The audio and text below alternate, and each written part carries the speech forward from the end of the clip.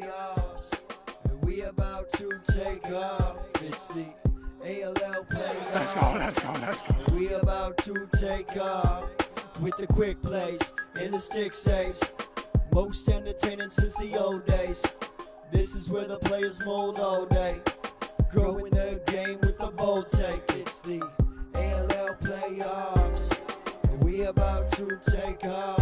It's the ALL playoffs, and we about to take off. It's the ALL playoffs, and we about to take off. It's the ALL playoffs, and we about to take off.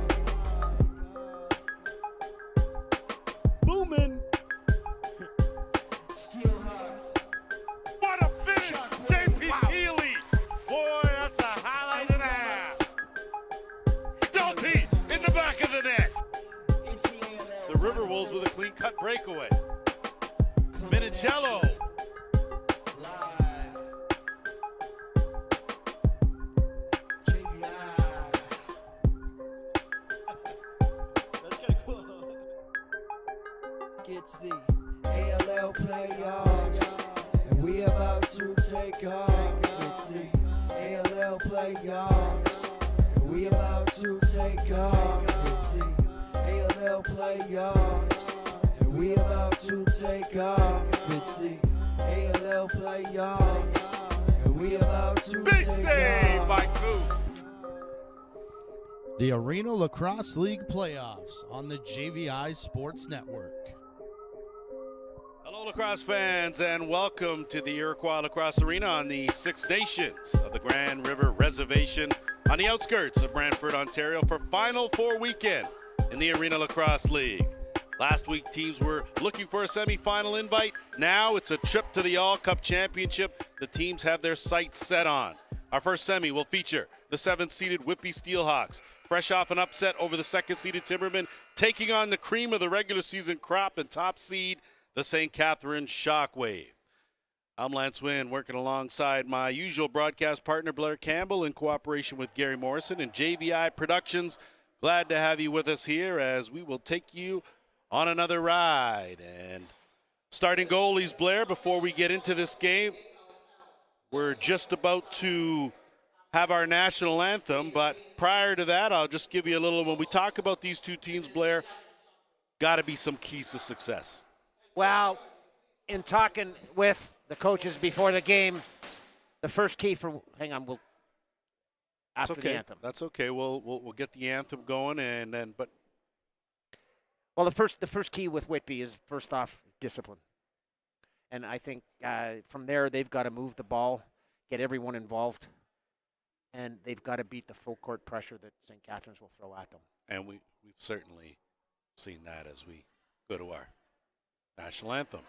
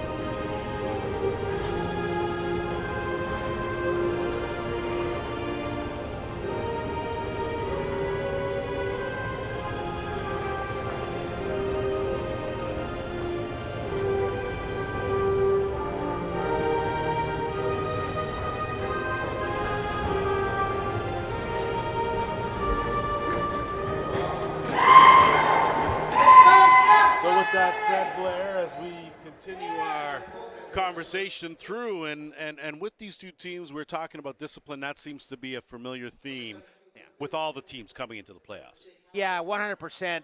We found out last week that you don't stay out of the box, you're going to be in a lot of trouble.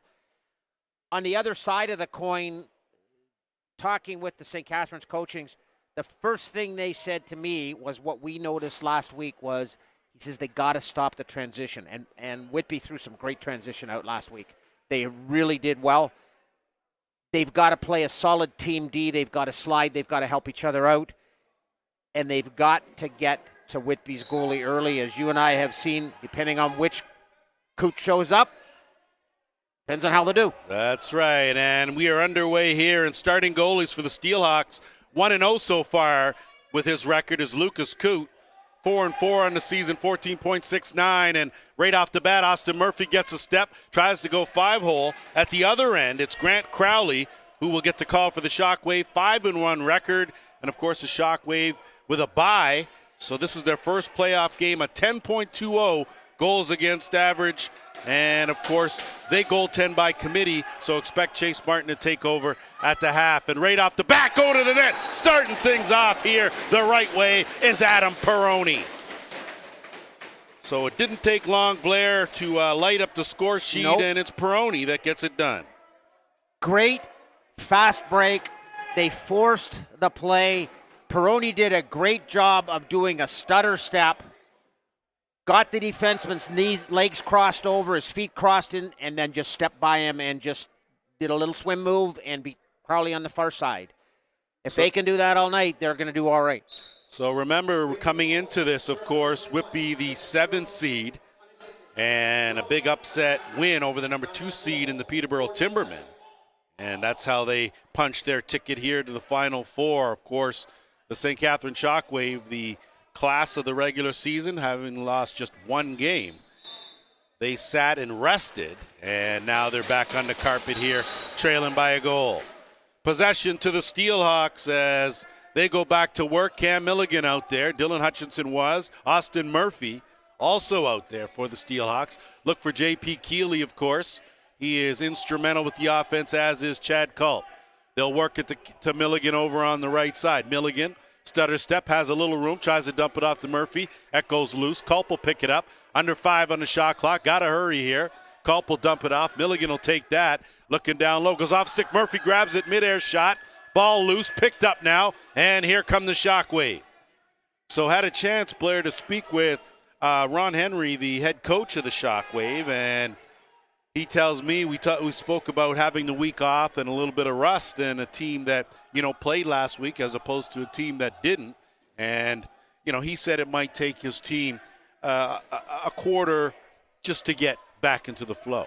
Yeah, and there's no question about that. And the type of game that was played by Whitby last week certainly bodes well for them in this situation.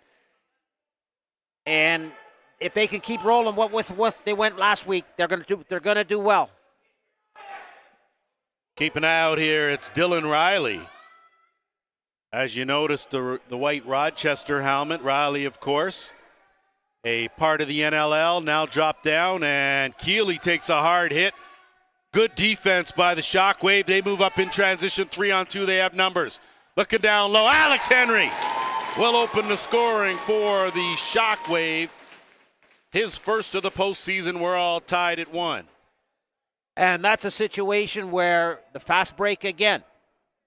St. Catharines did a great job. They had numbers. They got a 3-on-2. Both the forwards went to their right sides. The ball went to the left-hand side, and in full flight, he passed it to the right-hand side. There was nowhere for anybody to go. So good job of executing in transition by the Shockwave. And just to allude, head coaches for today's game on the Whitby bench in his second season, Brad MacArthur and Gavin Prout are co-head coaches. Assistant is Ryan McMichael, and Jess Pragg is the trainer. For the Shockwave, a familiar face in Ron Henry. This is his third season at the helm, and his assistants are Roger Chrysler, Clancy Ames, and Caitlin Armstrong is the trainer. Our boys in stripes here as the Shockwave strike again. So a quick shot beats Lucas Coote, and it's a 2-1 St. Catharines lead. And once again, a shot from 45 feet out. That's one Coote's got to get. And if he doesn't start getting them early, you could be seeing some flip-flop goaltenders. But doesn't matter. You get that shot from outside, he's got to make that save.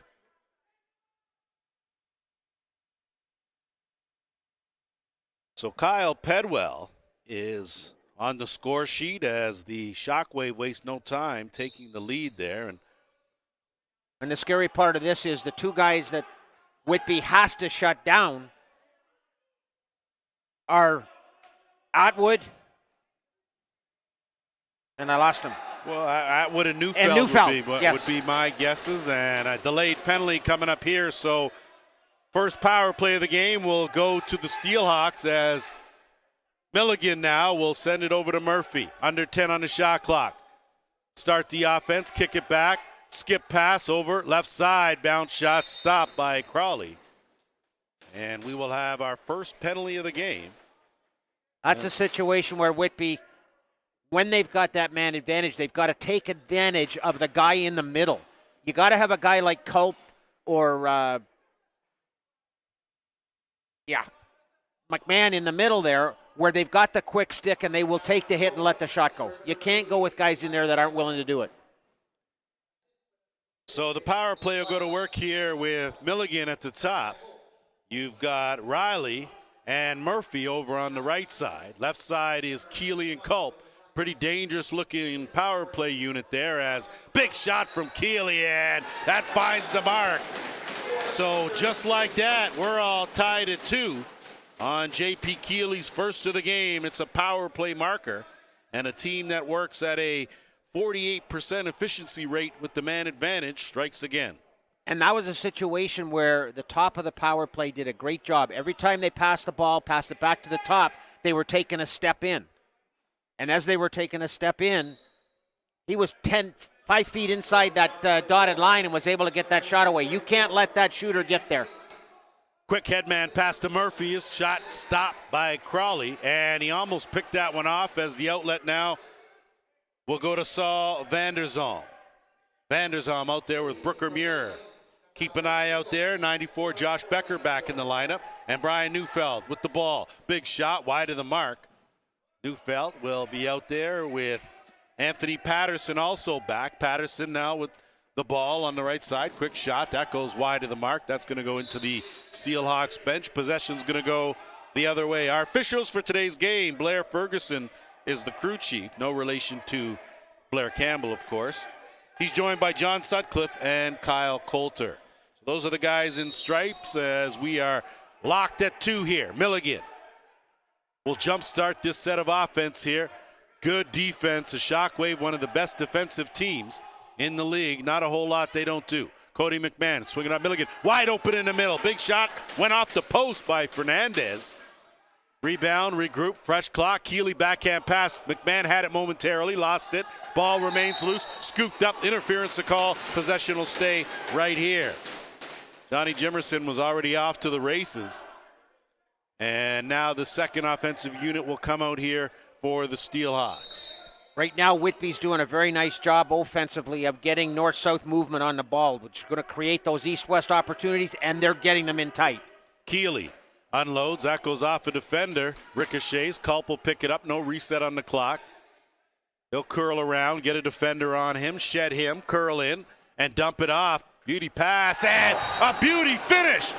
How about Dylan Hutchinson? Wow. Man, oh man, a transition specialist. Did he pull that underhand out of his hat? And it's a 3-2 Whitby lead. Very tough shot for a goaltender to save. First off, the guy's starting with an underhand or a semi-sidearm, and he's starting below his knees, and he brings the ball up on a riser. That causes the goalie to crouch down. You can't come back up. Great top corner shot. So a 3-2 lead for the Steelhawks as off the draw. And it's possession to Dustin Gadd and the Shockwave. He'll move it up, puts on the brakes, bounce shot, too much bounce. Goes into the netting, and possession will go the other way. That will take us to our first officials timeout. Lance, one of the other things on that last goal, somebody you got to throw something out to, is Chad Culp. He did a great job, picking up the ball that came off the Shockwave back, and then doing a great job stepping into the middle and dumping a little over the shoulder of the pass that was really easy to handle. Well, that's one of the things that Culp brings to the table, of course, is that veteran leadership and doing the little things, the smart things. So instead of making the difficult pass, he'll make the easy one. And you're right, when you look at the power play, the way they gapped that box was exactly the way you do it, hence the reason you got a good-looking shot. That's one of the things I always say with everybody tries to bring up these trick plays and pull them in and whatnot.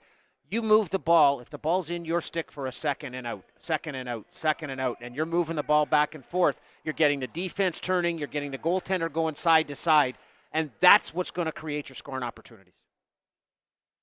Set to go here after our officials' timeout. Neufeld looking right in the middle of Atwood. Atwood pulled out of there, and out comes Corey Upshaw. Upshaw, 3-on-3. He will look to flip, think better of it, take a couple hits. Alex Henry all over him, forced up, and it's Caleb Wiles now. Wiles gonna have to move it, and he does to Brooker Muir. Muir in transition. They got numbers. Shockwave. Muir tried a difficult shot, couldn't find a good angle. That went up over the rafters. Possession will go to the Steelhawks. He would have been better off in that situation to dump the ball across and get it back rather than try to make the move he did. Couldn't agree with you more. Milligan, no look, set up Murphy. Murphy now will stop at the half boards, wait for the rest of the offense.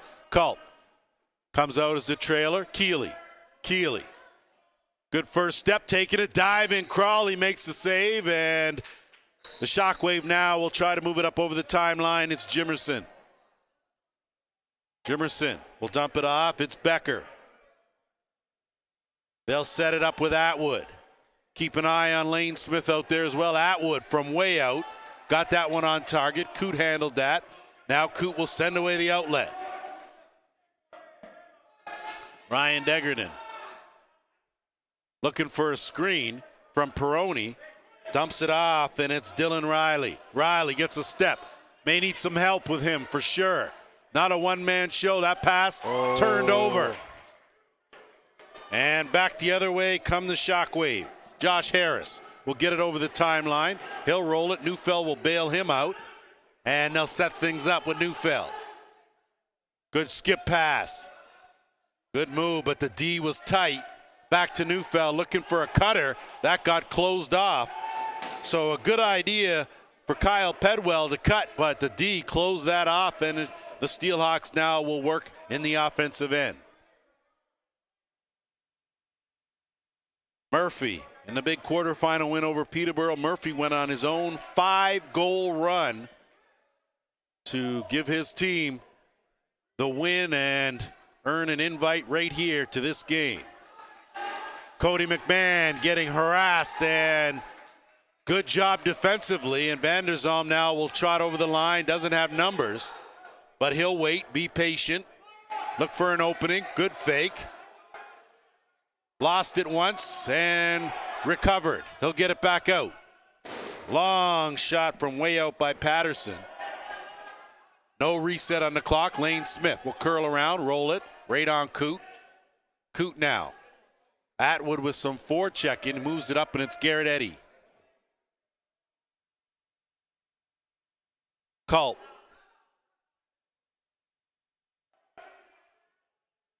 Culp has Mitch DeMont all over him.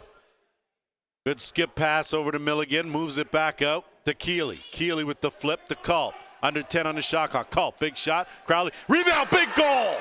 So right on the doorstep, and a beauty finish is Jeff Fernandez. Who got hot last week as well and went on a little bit of a run. And that's a guy they can't afford to let get near that crease because he is good with his stick, and he made a great finish.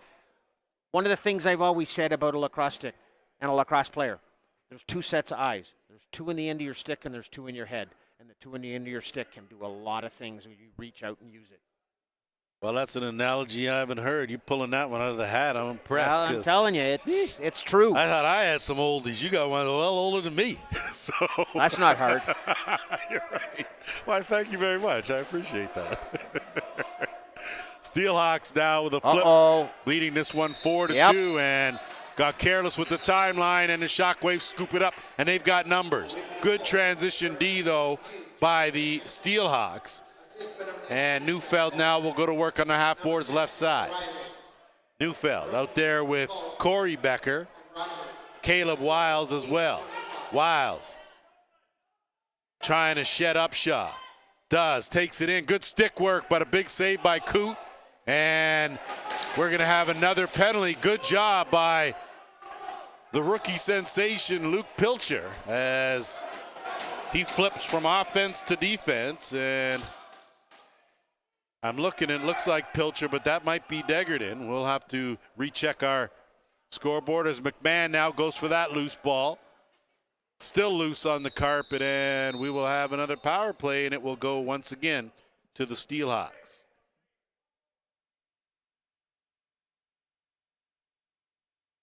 Well, this is one of the things Ron Henry's going to have to stop. If they go on a run with another goal right here and go up 3, he's got to have a long talk with these boys about you got to stay out of the penalty box, guys. It's got to happen.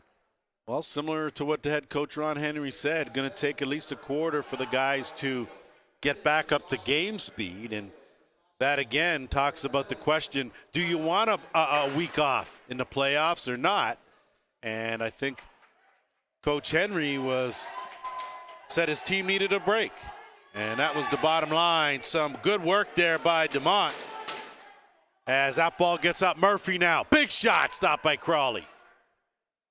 Rebound loose. Keeley going for it. Muir going for it. And it's picked up by Murphy.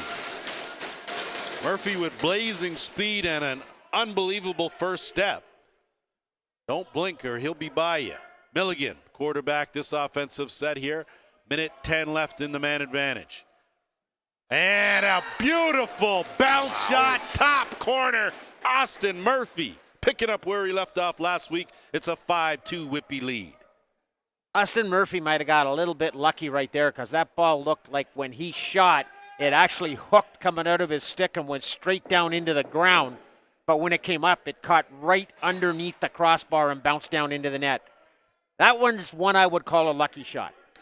I don't know. You call that lucky. I thought that was some pinpoint accuracy because that sure put a bulge in that top corner. Either way, 5-2, and we are creeping in on the 4.5-minute mark here, first quarter. Semifinal number 1. Of course, the winner will go tomorrow in the All Cup Championship, 3 p.m. right here on the JVI Network. Shockwave, beauty move going hard to the net, and that's going to draw a penalty as well as take us to our officials' timeout.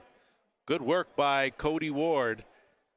And we will see who the guilty party is. But I think, Blair, that's what the Shockwave have to do right now is they need a little bit of a jump start. They appear to be a little flat.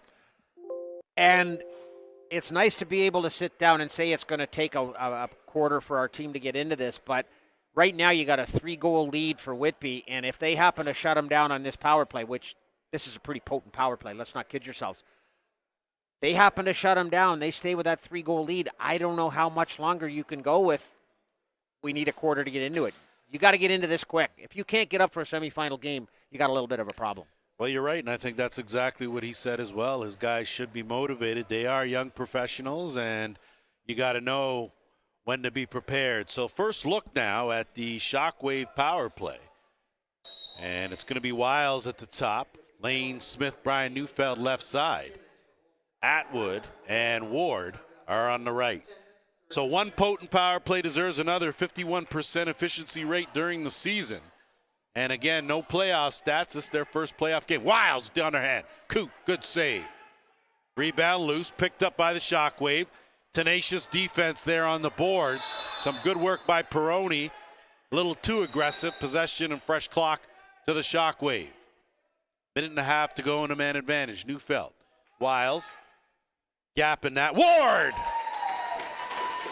cuts into that deficit. Now it's 5-3 with a power play marker. Both teams combined 3 for 3 with a man advantage, Blair. And once again, with Kuda and that was from 5 feet outside. That was 30 feet out.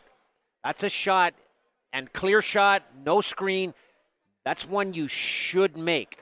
Granted, good shooter. Pick the corner. But still, I think whether he wasn't out far enough or whatever, that's one of those things that he's got to have, because if they start beating him from that 30, 40 feet out, they're going to be in trouble. Well, you're tough, my man. I'll tell you that. Whew. Hey, I can't even have spade a a spade. shot. Off the draw, it's going to be a violation. And Looks like possession's going to go in favor of the Steelhawks off the draw. Alex Henry asking crew chief Blair Ferguson exactly what the call was for clarification. And now it'll be Dylan Hutchinson. So Hutchinson's role has changed a bit for the Steelhawks through the course of the season. Mainly a transition defensive guy, and it's going to be another penalty as Jordan Holtby, guilty of the first penalty, will make a return trip to the sin bin. Quick stick, tough angle. Couldn't find a mark, and how about that? So J.P. Keeley, one more time, doing what he does, and it's a 6-3 lead. And I can tell you one thing, the guy sitting to our right would love to have been able to do that when he was playing from behind the net. Could have scored a mittful from back there. What a great job. Waiting for the loose ball, sucked everybody in. The goalie got lackadaisical. He put it in his stick and all in one motion, jumped around and put it into the corner.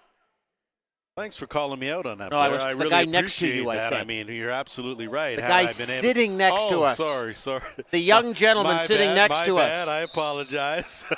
That's League President Paul St. John, an outstanding player in his Great goal day, scorer. For sure. Great goal scorer. I could say a lot of good things, a lot of bad, but nothing to do with lacrosse as far as bad goes. So good on you, Prez. I'm not going into that question. Don't, because that'll just open things right up. As Van der Zalm with a few fakes, he's teetering in Gretzky's office, gets it back out to Neufeld. Neufeld will reset. And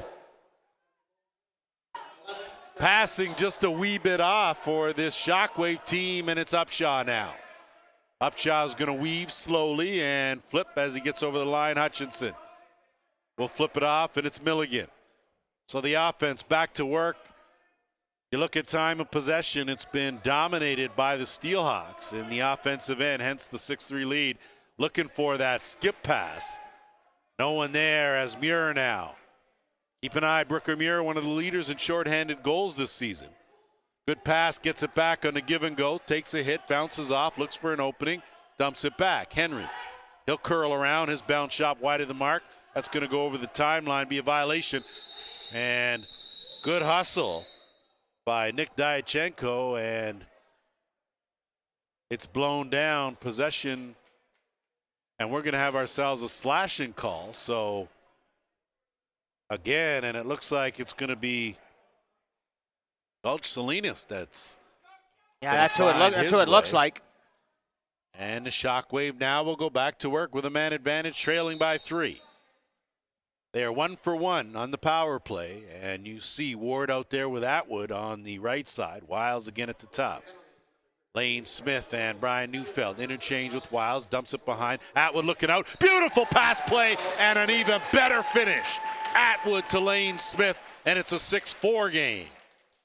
And this is a situation where they got the ball behind the net, forced the defense to turn around, which allowed the guy to cut through untouched. Beautiful pass from behind the net. One of the only times I would ever sit down and try to use that. But realistically, that's all they did. They just completely got the defense turned around. So a good job there, and a 6-4 lead now for the Steelhawks. And again, Blair, we alluded to discipline off the top, and both teams 2 for 2 on the power play. So 4 of these 10 goals determined by a man short, man up situation. Holtby, he'll flip and retreat, and the Shockwave offense now will go to work with Becker. That's not a good time to make that change. Down to 15 seconds on the shot clock. You might as well leave the people out there. Probably a good idea. A good quick underhand. Stop by Coot. Ball loose on the carpet. Battle for it.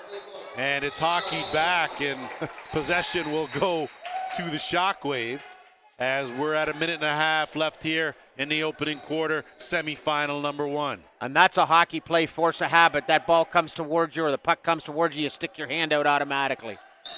Very much a hockey play. You're right there, but, you know, we're in Canada, Blair, so that's guys got to be forgiven for that.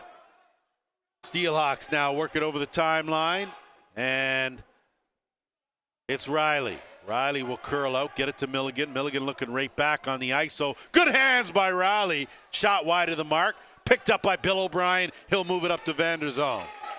Bill O'Brien not in the lineup for the last regular season game. one of the defensive mainstays, as Salinas doing a good job battling for that. He comes away with that loose ball and they move it up. So I am certain that 14 is not Ryan Degerton, but Luke Pilcher.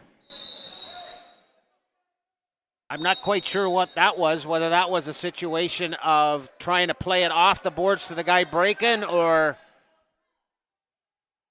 Sorry, Lance. Well, I'm not sure. You never know what these guys are going to try to invent here. Shockwave now, as we're under 25 seconds to go. Ball loose. Hutchinson picks that up. Steelhawks now trying to get over the line. They cough it right back up. Shockwave now. Jimerson looking for one final strike before this quarter is over, and Jimerson throws that away into the Steelhawks bench. Possession will go the other way. Not quite sure if a stick was hanging over. No, that went straight into the bench. Did it? Okay. Almost hit McMichael. All righty. Culp, give and go. Beautiful finish. So one tic-tac-toe deserves another. J.P. Keeley on the receiving end. He's got 3, and it's a 7-4 Whitby lead. I'm pretty sure you call that tit for tat. You can do it, I can do it just as well. And that's exactly what it was. So both teams putting their offensive prowess on display. A big goal with 2.4 seconds to go in the quarter. But the good thing about that, too, and the reason both of those were able to be worked out, was the quick stick. In the stick, out of the stick, and into the net. Well, you know, in order to finish the quick stick, the pass has to be on the money, and that's the case, as that will take us to the end of the quarter. And we have played, of course, 15 minutes, 7-4 in favor of the Steelhawks.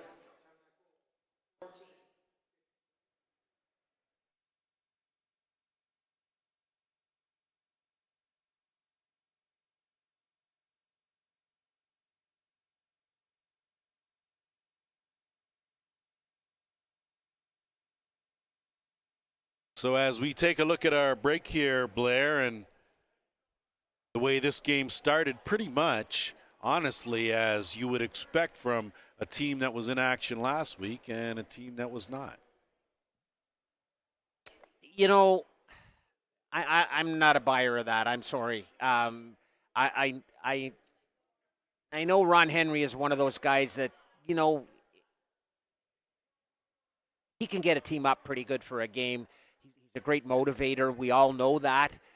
But if you're a first-place team and you played all year for that, to get that break, to get guys healthy, that you know, guys that are little minor aches and pains, you get them healthy, they get that week off, you still got your stick going. You don't have the game situation.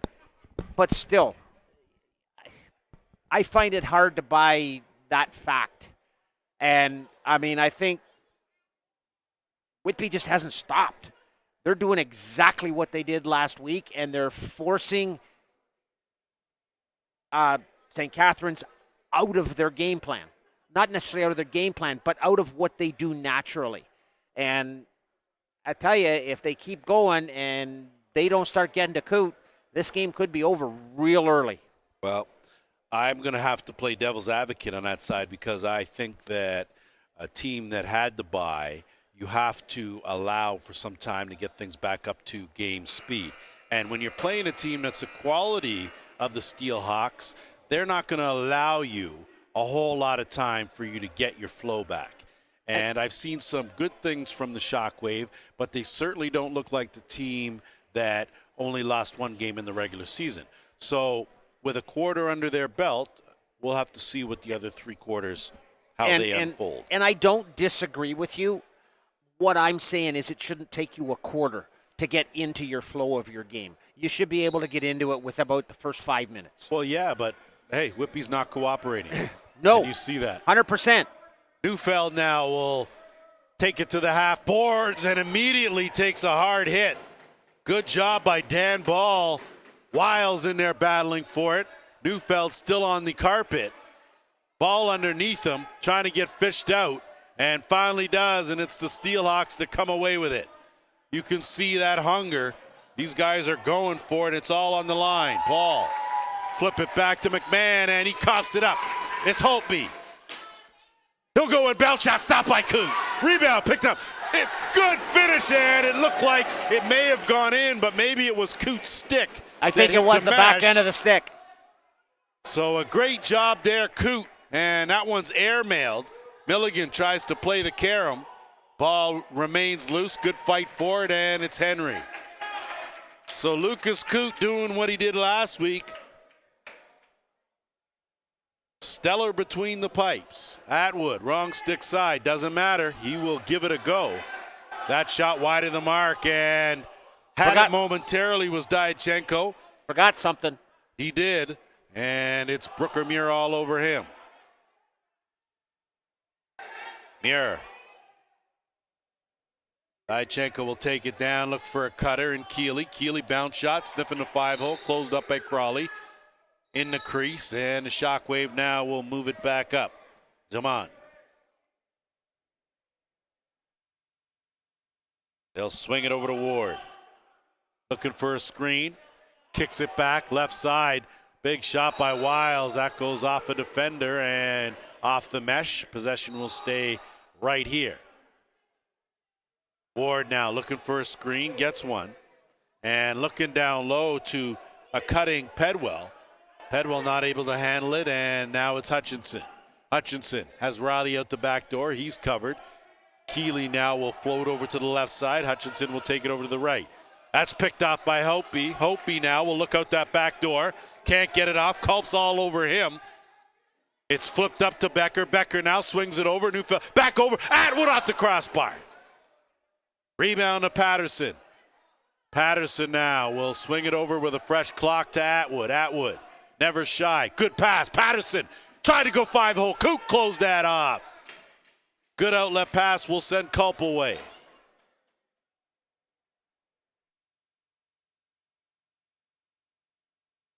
Culp. Playing both ends of the floor here this shift. Gets it over. Milligan now. Milligan to Murphy. Murphy swings it back, and a good attempt there by Pilcher.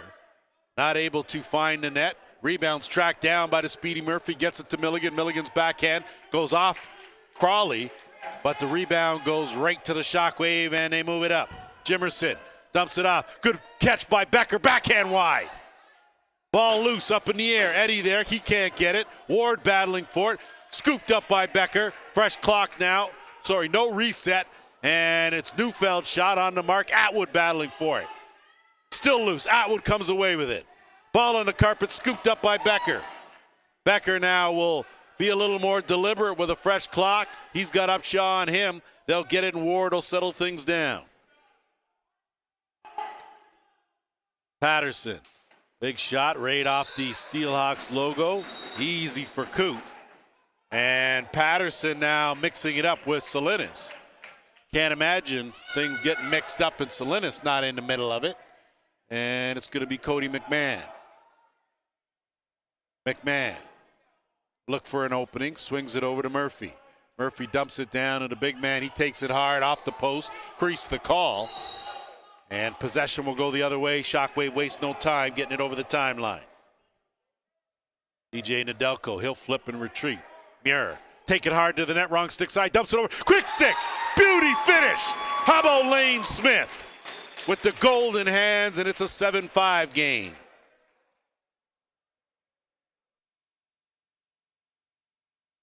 This goal can go back to the change that was made. You had 4 guys from Whitby go to the bench that did not need to. They were already past the door. At that point, you can't turn and go to the door when the other team's going to end up on a fast break. That's what caused the goal. Great play on the Shockwave part to get the ball across to Smith, and boom, one quick time, one-timer in the net. Give a guy like Lane Smith that opportunity, and I assure you he will bury it. Pilcher now with good speed. He will curl around, remain out there on offense, and get it to Culp. Had a chance to speak to Luke Pilcher prior to the game. His role changing just a bit with the addition of J.P. Keeley. And taking it hard was Murphy. And Murphy buries it somehow. Crawley didn't see it. Murphy found the back of the net, and it's an 8-5 game. Surprise, surprise, some tempers are flaring.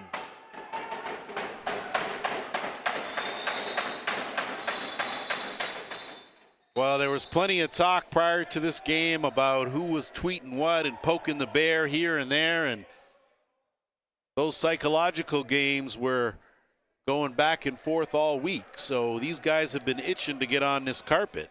And I'll be honest with you, this is something I like to see. Blair Ferguson sitting here at this point in time saying, all right, guys, you want to play this after the whistle stuff? We'll end it right now. So you know what? You've been given your warning here, boys. Both teams are gone. Stop it now. I think that's vital, and you're right. And I think the key is to keep the game in check early rather than later. And if you have too much to say, you should probably take a break, and that's exactly what happens with coincidental minors to both of the recipients. And off the draw, it's going to be Muir. Muir. There was a bit of discrepancy about who's wearing the A here for this team, and there should be none. Brooker Muir is one of the backbone players. Ward working one-on-one. Hutchinson all over him. He'll curl out, get it back over. Smith underhand, beauty. Rebound, Neufeld, stopped by Coote. Smith will pick it up, fresh clock for the Shockwave. Ward looking down low. Good tip try by Neufeld. Couldn't find the net, though. Still loose. Neufeld bare in there fighting hard, and that possession will belong to Whitby as it will take us to our officials' timeout.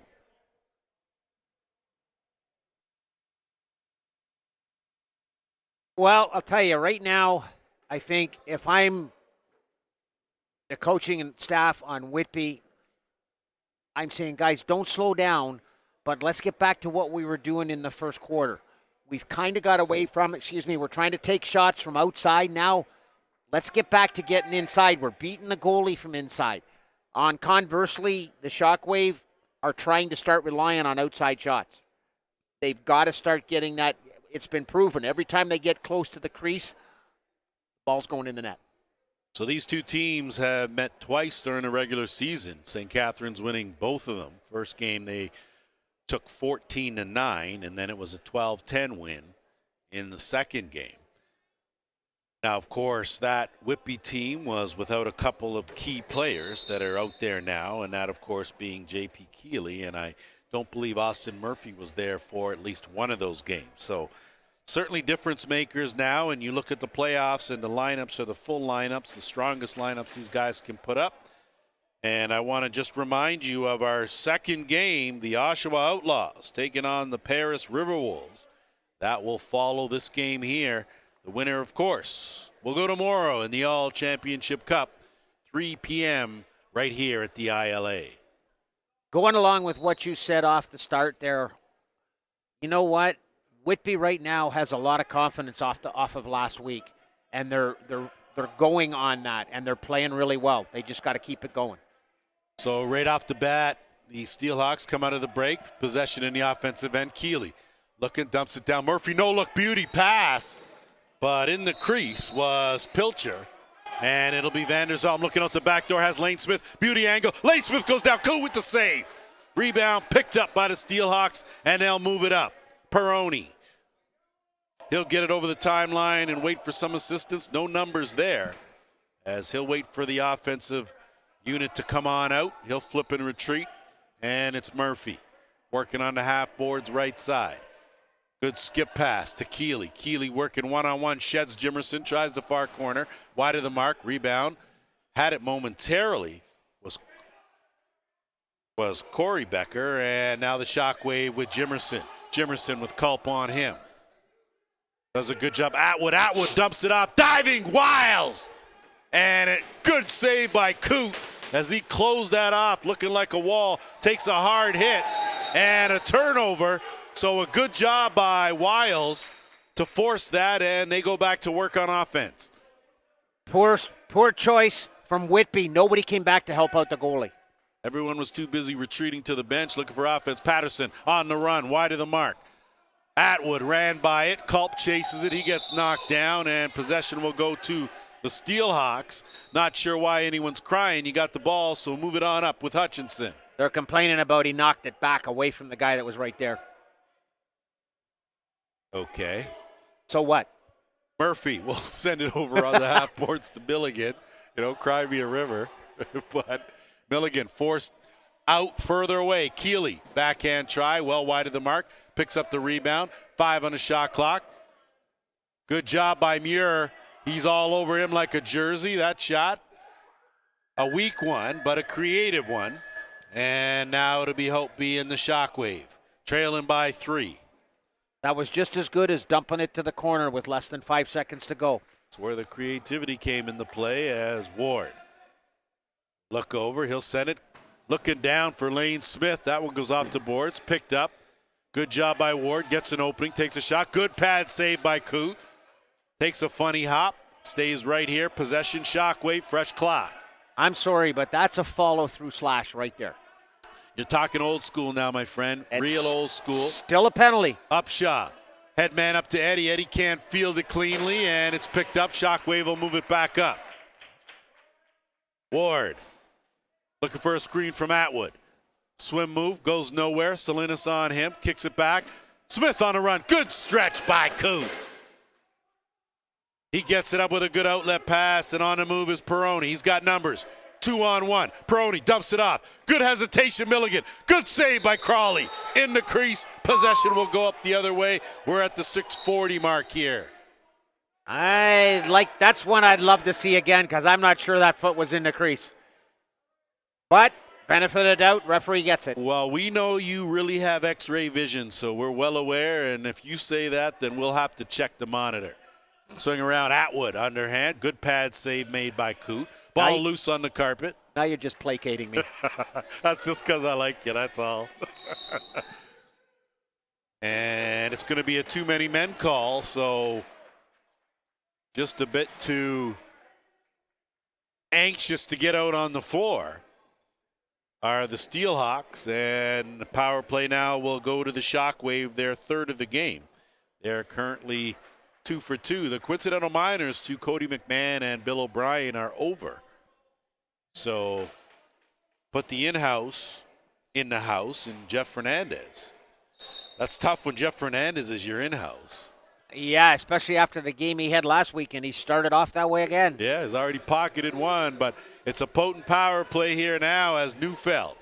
The top, Atwood. Atwood dumps it down behind the net, sniffing at, and no chance was Wiles tiptoeing on that white line, and it'll be Hutchinson aiming for that backdoor, lobs it out. Milligan in the corner. Milligan and Muir. Muir does a good job to go airborne, picks that up. That's a beauty play by Muir, and that's why he wears the A, because he's fearless, and he'll do the little things that a lot of guys won't. Atwood will be very deliberate here with 1:20 to go in a man advantage. Wiles out there with Neufeld. Smith on the left side. Big bounce shot. Coote with a good save. Upshaw had it momentarily. That's picked off. Reset. And the Shockwave now will continue along on the offense. Neufeld. Wiles. Atwood. Atwood shot. Coote had that sized up. Rebound picked up. And they'll reset for another. Good job on this power play as far as possession goes. Ward, skip pass. Smith, big shot, wide of the mark. Ward, he'll return. That's blocked by Hutchinson. Ball loose. Smith had it. And Neufeld will bail him out. Dump down low. Upshot picks that off. And the Steelhawks now will come away with it. Corey Upshaw has been an outstanding defender here in the All in his first season. And he'll get it to Peroni. Peroni will put on the brakes, send it over to Hutchinson. Hutchinson now is going to work some clock. 20 seconds to go in the penalty. And heads up, Big Bill O'Brien, when he's on your tail. That shot from Austin Murphy, well out. Good job by Keeley. Picks it up, fresh cock. Give it a go. Murphy! Big save by Crawley. Ball loose. O'Brien in there, and he'll pick it up, roll away from a defender, and move it up to Neufeld. Penalty over. Teens now back at full strength. Neufeld will start things off, kick it over immediately, and a good job by Becker. Dumps it off. Patterson! Beauty move. Faked like he was going to bring it back and go around, and then went back to that same side to beat Coote. What a great fake. He pulled Coote right off the crossbar and dropped it between him and the crossbar. What a great move. So some outstanding work there by Anthony Patterson to notch his first of the postseason and pull his team to within 2. They trail now 8-6.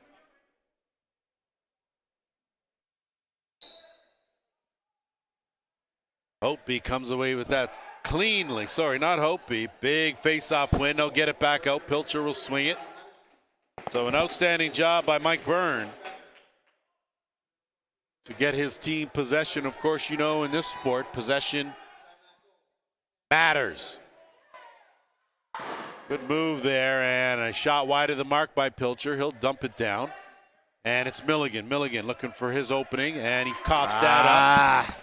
So an ill-advised pass will send the Shockwave away. In transition, Becker. Good defense one more time by the Steelhawks, and they will force the Shockwave to set things up here with 3:15 to go. Whitby's got to be smarter offensively. Stop that east-west passing, especially in a crowded area down low. Atwood gets the pass back for Neufeld, well wide of the mark. Shot clock winding down. Neufeld misses as well. And if you had to point a finger, Brian Neufeld just not as sharp as he usually is. And I'm not even going to worry about what you say. I think that week off certainly has hindered him a little bit as far as, you know, being at game speed. And Atwood as well. I mean, twice we saw Atwood try to throw passes, and the things ended up going out the end of his stick 5-10 feet away from the guy he was trying to pass the ball to. And these are guys that are usually pinpoint as far as the accuracy goes. I want to remind our viewers to stick around at halftime. I have a special guest, the head coach of the Six Nations Snipers, Mr. Darcy Palace, will join me and allow me to grill him with everything that's the all and what went on with the Snipers this season. And certainly one of the most enjoyable teams to watch, young and enthusiastic. And boy, somebody else that can teach you something about this game. Holy smokes. Listen, I thought Jesus, you said, there's 3 of us here that could show you more about this game than you've ever seen before in your life. Said young and enthusiastic, and you automatically were patting me on the back. I see that was not the case, but I don't have to. Your hand's coming off your own back now. Listen, sometimes you just can't pick your partners. That's the way it is. So here's a matchup for you. Dylan Riley and Bill O'Brien. And certainly no size lost here between these two young men. Height-wise. Well, I think there's a little bit of size-wise the other way. Well, you're right. If I would have to say that Riley's legs look very tree trunkish. Muscular. Yes. Hutchinson now will get it to Keeley. Keeley will go to work on the half boards. We're under 3 minutes here. 2-goal game, Keeley. Keeley out looking to dump it. McMahon wasn't expecting it. The speedy Murphy grabbed that. O'Brien, too much wrap on that wrap around, and Bill O'Brien will make his second appearance into the penalty box here. He'll get 2 for holding, and it'll be another power play for the Steelhawks. Whitby 2 for 2 with the man advantage here after coming in working at a 48%. Now you look at the Shockwave penalty kill, they're usually at a 60% efficiency rate, so certainly neither team doing a good job of stopping the ball from going in. One of the things I've noticed right now with the Shockwave is they do a great job of rotating their box. They rotate it against the ball movement, which is great. It's hard to make yourself on a power play. That's the toughest thing to do when they rotate against the ball. Culp out there with Milligan. He'll dump it down, looking for Murphy behind the net. Riley out there as well. Murphy will pick that up. That's through the crease, the call, and Shockwave now will get it up. A bad pass, though, by Holtby. Not able to connect with DeMont, and that will give the Steelhawks a chance now. Good hustle by Diachenko to get it in the offensive end with 1:25 to go in the man advantage. Shot from way out by Milligan. Not quite sure that's the shot that Gavin Prout and Brad MacArthur were looking for with the man advantage, and possession will be to the Shockwave deep in the offensive end. I think you can guarantee that was not the shot they had drawn up. Well, I know if it was you behind that bench, someone would be sitting down right now. I don't know about sitting down, but they'd sure be getting a piece of me, my mind, and I don't have much of that to give. Well, so that's all right. You give what you can. Patterson's there, and he'll send it over to Ward. Under a minute now and a man advantage. Ward, good swing move. Still has a defender on him. Takes a double team, tries that shot. Coote was awake and made the save. Good outlet now will send away Mark Farthing. Farthing will give it off. Milligan now will set things up. Chance here for another good shot. And leading by 2, that's certainly not enough when you're playing the Shockwave. Round the horn, Keeley.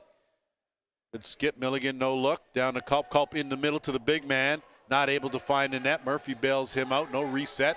Got to hurry. That goes off the defender's foot, I thought. Yeah, I'm pretty sure that went off the defender's stick or whatever. Either way, another second and bad again, pass. So another bad pass, but Neufeld takes a hard check, and Diachenko's going to find himself sitting in that box for quite some time, as that was definitely not the hit that.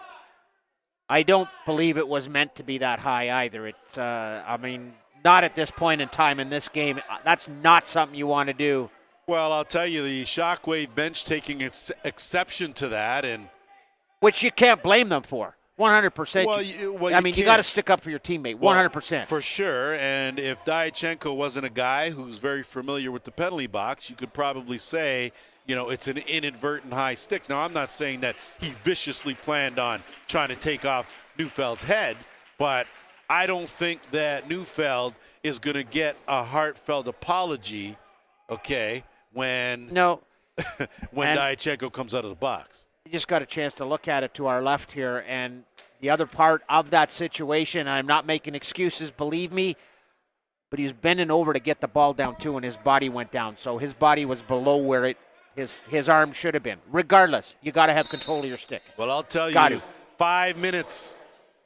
And I think that's a good call there, as Diachenko will make himself comfortable. We're under a minute now left, and you can see being very deliberate as O'Brien is out of the box and going to work now with a man advantage are the Shockwave.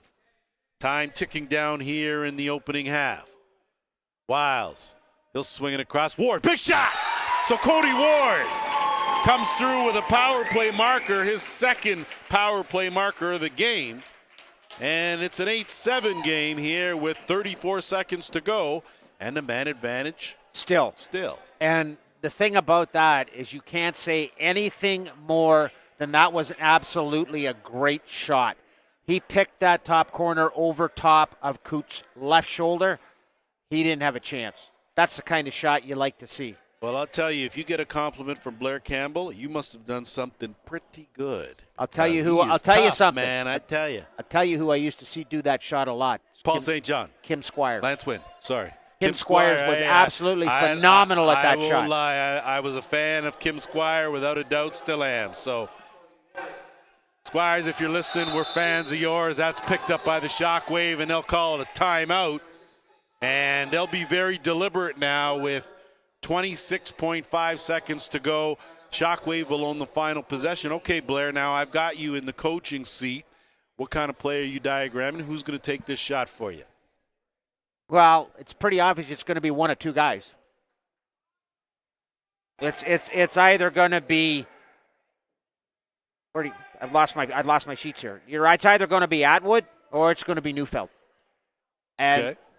I wouldn't be surprised to see something similar to what they did on the power play, where they get the ball behind the net if they've got that chance to get it there, and that would be a good spot for Atwood to set up if they're not going to use him on the shot, because he has a good stick, and they got enough guys that can quick stick it coming down the middle and aren't afraid to go down that middle. Well, we'll see what unfolds here, and you look at it, 3 for 3 on the power play. And you're right, you've got Neufeld, your quarterback, out there. It looks like you're going to have on the left side Lane Smith and Caleb Wiles. On the right side, you've got Cody Ward sitting in that shooter spot and Chris Atwood down at the crease. We'll see if Ward and Atwood interchange and Atwood curls around for a big shot. Either way,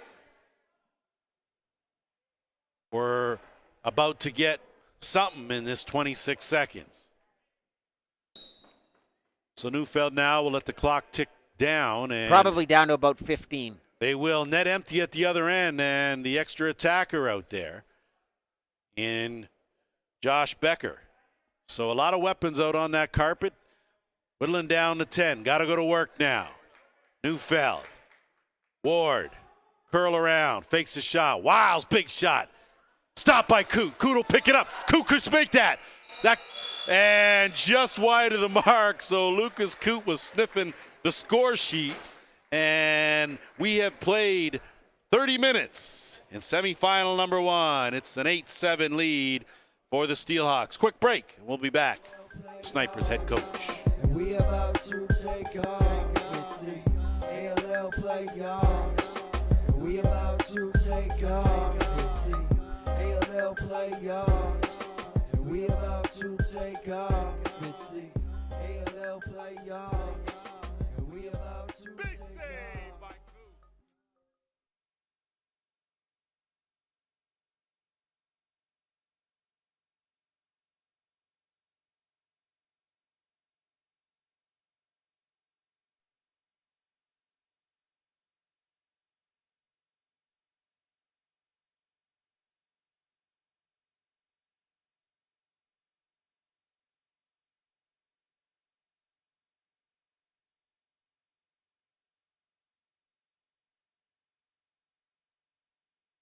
Playoffs, and we about to take off.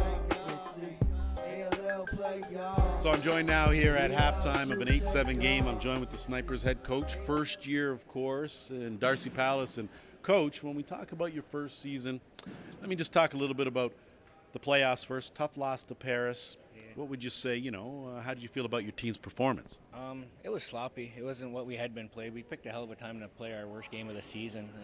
It just snowballed in the second quarter, a couple goals here or there, and then not like when we get playing bad, we rely on Jake a lot, and he just couldn't bail us out that game. So that's just just rolled from there, and then we were hoping he could dig us out. We'd score a couple, just kind of keep it close, but at the end of the quarter, it was just too much for us to come back from. Yeah, and I mean, Jake stood on his head for you on a number of occasions, so that's certainly the case. Now, first season at the helm, tell me a little bit, what did you find to be your biggest challenge, as being a new head coach in this league? Mostly just the executive stuff behind the scenes, like with the GM stuff. The coaching was a lot easier than I expected it was going to be. Our guys were dedicated, pretty good. That was my biggest concern coming in, like with the older group of guys. I know practice wasn't their priority and stuff like that, so I was really worried about that. That's why I tried to bring in a lot more young guys, a lot more hungry guys, and it worked out well. They stayed dedicated. They made it away games and stuff like that, so it was pretty good. Well, I'll tell you guys were very entertaining to watch, certainly, and that's definitely the case. So now when you talk about a lot of the things, what can we expect then? What's your priority number 1 in the off season? Just making sure. I know with the older guys, they ain't even that old really, but we got a few older guys. They're talking about question marks on the season, but overall, just recruiting the younger guys to come out. With the few younger guys that did stick it out, we had 6 junior guys and junior age guys that were on the team. So I know this coming summer that's going to help them quite a bit, being playing all summer long, plus playing at that higher level. So hopefully they have that good success of what they had with us, and then. Not only that, just had a lot of guys already called me for this, like saying they're interested in coming out for next year. So I'm looking forward to it, and I think we're going to be probably even younger next year. So should be good. Well, we're looking forward to having you back for sure. Now, let's talk a little bit about these playoffs here. Of course, unfortunately, your team not in it, but you're very familiar with these two teams out here right now. And is this what you expected in the first half? We watched Whitby play before us last week, and they were intense. They're young, they're fast. It looks like they went younger, and like I said, they had the slow start of the season, but they had the big turnover also, so it took a little while for them to get on the same page together, and Brad and Gavin have done a great job with them, and then just watching the intensity, like even this game, it's going to be rough at the end. If it's a close game, it's going to be a tough one at the end. So what are your thoughts now? Semifinal number 2, you got Oshawa taking on Paris. You're very familiar with Paris. We know that. And, what do you think the fans can expect to see in that game? If they can shut down Paris's right side, that's what we tried to do. But they picked up Eddie out of Toronto at the deadline, so he helped them a lot because before their offense was all right-hand based, and with them picking up Eddie, that switched it over to the left side, and that kind of what bit us in the ass a little bit. We were over playing the right side, and they were able to put the ball in the net against us. So, and then their defense ain't bad. They're aggressive. They're quick. Same thing. They can get the ball to the floor pretty well. So if they can shut down their right side, make them guys get back and play a little bit of defense. I think Oshawa will pull it out. Well, we'll see if your prediction is true. Listen, I appreciate you joining us, and I appreciate what you've done in your first season. You certainly built this program up, and we're looking forward to you being at the helm for a few more years at the very least. So thanks a lot for joining me. Darcy Palace, Six Nation Snipers. Be back with second half action. We about to take off. It's the ALL playoffs. We about to take off. It's the ALL playoffs. We about to take off. It's the ALL playoffs.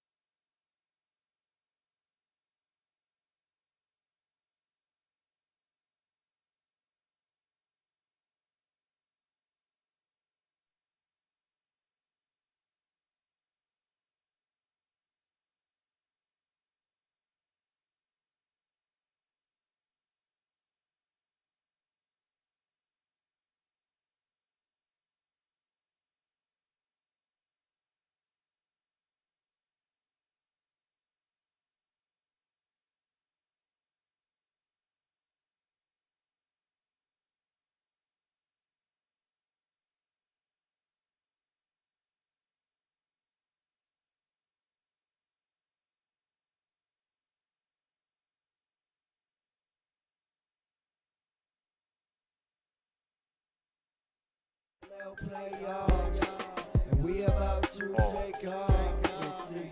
ALL playoffs. Just about ready to get underway here with second half action. 8-7 in favor of the Steelhawks here. Semifinal number 1. Lance Wynn alongside Blair Campbell and the JVI production crew. Of course, right here I want to thank the head coach from the Six Nations Snipers, Darcy Powlis, for joining me at halftime. Did a good job of killing almost all that whole time. Boy, can Thanks, talk Darce. once you get them going. So Thanks, Darce. good on that. As so still 4 minutes left in the major penalty to Diachenko. So right off the bat. There's more than that 4 minutes, though, I think. I think there's 4 minutes and some seconds. Okay, well. Is 4 correct? Okay, because I thought it was. Listen, I'm impressed at the fact that you can see the crease from here, take the time, handle the officiating, and still give me some insight. Man, oh man, Blair. It's hard to soar with eagles when you're flying with turkeys. It's just hard to be you. And off the draw, right off the bat, the Shockwave pick it up and it's Hopi. So we'll see if they've dusted off the rust here and if they can't find a way to pull even trailing by a goal. Got to be a quick start for them. They've got to tie this up quick. It's got to be on the power play, and then we'll go from there. That bounce shot is well wide of the mark and off the rafters by Wiles. And possession now will go to Lucas Coote. Just a heads up, in the net for the second half is Chase Martin for the Shockwave. He relieves Grant Crowley, who gave up 8 goals and made some stellar plays. Culp with Bill O'Brien on him, goes to the swim, stops, lets it go, stopped by Martin. And he will send the outlet, and away come the Shockwave with Alex Henry. One thing I noticed right off the hop there, Martin was well out of his net. He was right at the top of that crease making that save. Well, they've been going by goaltending by committee this entire season. Beautiful pass. Henry not able to complete the quick stick. And Atwood now will set it up. Atwood, big overhand wide of the mark, goes behind the net. Henry's going to race for it. Coote gets there too, and not good job by Upshaw as he was in the crease when he picked that up, I thought, or else it would have been a back in. And it's Peroni trying to work some clock here. 2.5 minutes left in the man advantage. Looking for Murphy, and it's Keeley now to pick it up. He'll curl out. He's got 2 defenders on him, including Dustin Gatt. Tries a swim move, taken down by Vanderzalm. Kicked out to Murphy, and interference the call. And it will go to the Shockwave now with plenty of time here with the man advantage. Neufeld out there with Patterson, Wiles, Smith, and Ward. Swing it around, right side. Ward, good no look. Neufeld had an angle. Neufeld!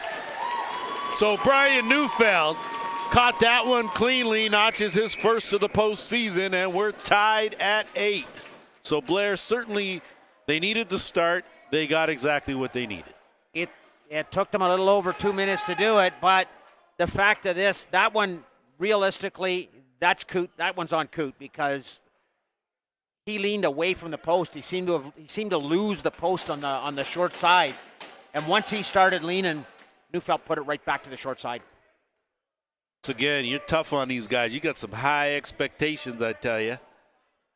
As it's Brooker Muir one more time in the circle with Mike Byrne, as this battle has raged on for 2 quarters, and it looks like.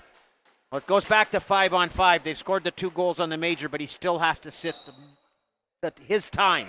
But they still play 5-on-5. So that's the fact of the 2 goals on the on that one power play is all that's allotted, and we had a bit of a clock malfunction that appears to be all fixed now. It flipped back to one. It should be 1:59 on a penalty, and it was at 15 minutes on the time clock, so that's where that went to. X-ray vision.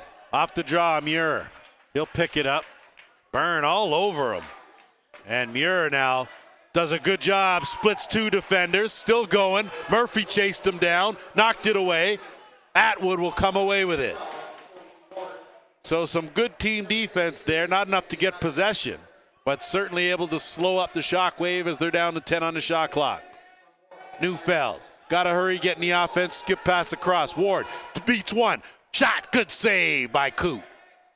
Ball loose in the corner. Battling for it is Peroni. Degerton in there. And it's Wiles. It comes away with it. Look for him to dive. Goes down low. Big save. So Coot closed up the wickets. Made the save. And it's Pilcher now that'll get it over the timeline. Did a great job putting his heels together to keep that ball out of the net, too. So we'll see if Luke Pilcher plays a little offense here. Usually he has been splitting the time with the addition of J.P. Keeley on a full-time basis. And I spoke to Luke prior about his role changing, and he was just quite frankly thrilled to play with the likes of Keeley and Culp.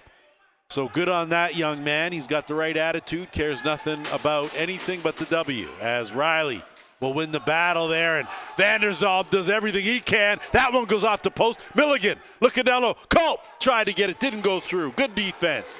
Milligan now will pick it up. No reset, but plenty of time on the shot clock. Swung over now, left side, Culp. Culp sheds one, dumps it off. Good job, Keeley. Goes to the sidearm. Nice try, but on Martin. And away now come the Shockwave. Nice try, but in an 8-8 game, that's not the time to try a trick shot around your back. But I'm surprised they didn't get a reset because that did go off of the goaltender. That bounce shot goes up and off the rafters. Possession will go the other way. Eddie does a good job. First step beats O'Brien, but lost the ball. And now in transition, here comes Jimerson. Got good speed, has Lane Smith with him on the other side. Over to Smith, wrong side. Lane Smith! Put that one in the back of the net, put it on the board. First lead of the game for the Shockwave. I think there's only one way to put this. Look out, Whitby, here they come. They are running. That's something they weren't doing in the first quarter. Now they've got their feet moving. They've got the ball movement. Whitby's got to find a way to stop it and stop it quick. You give up a transition goal, you know that team has momentum 9-8 now in favor of the Shockwave, and you're right.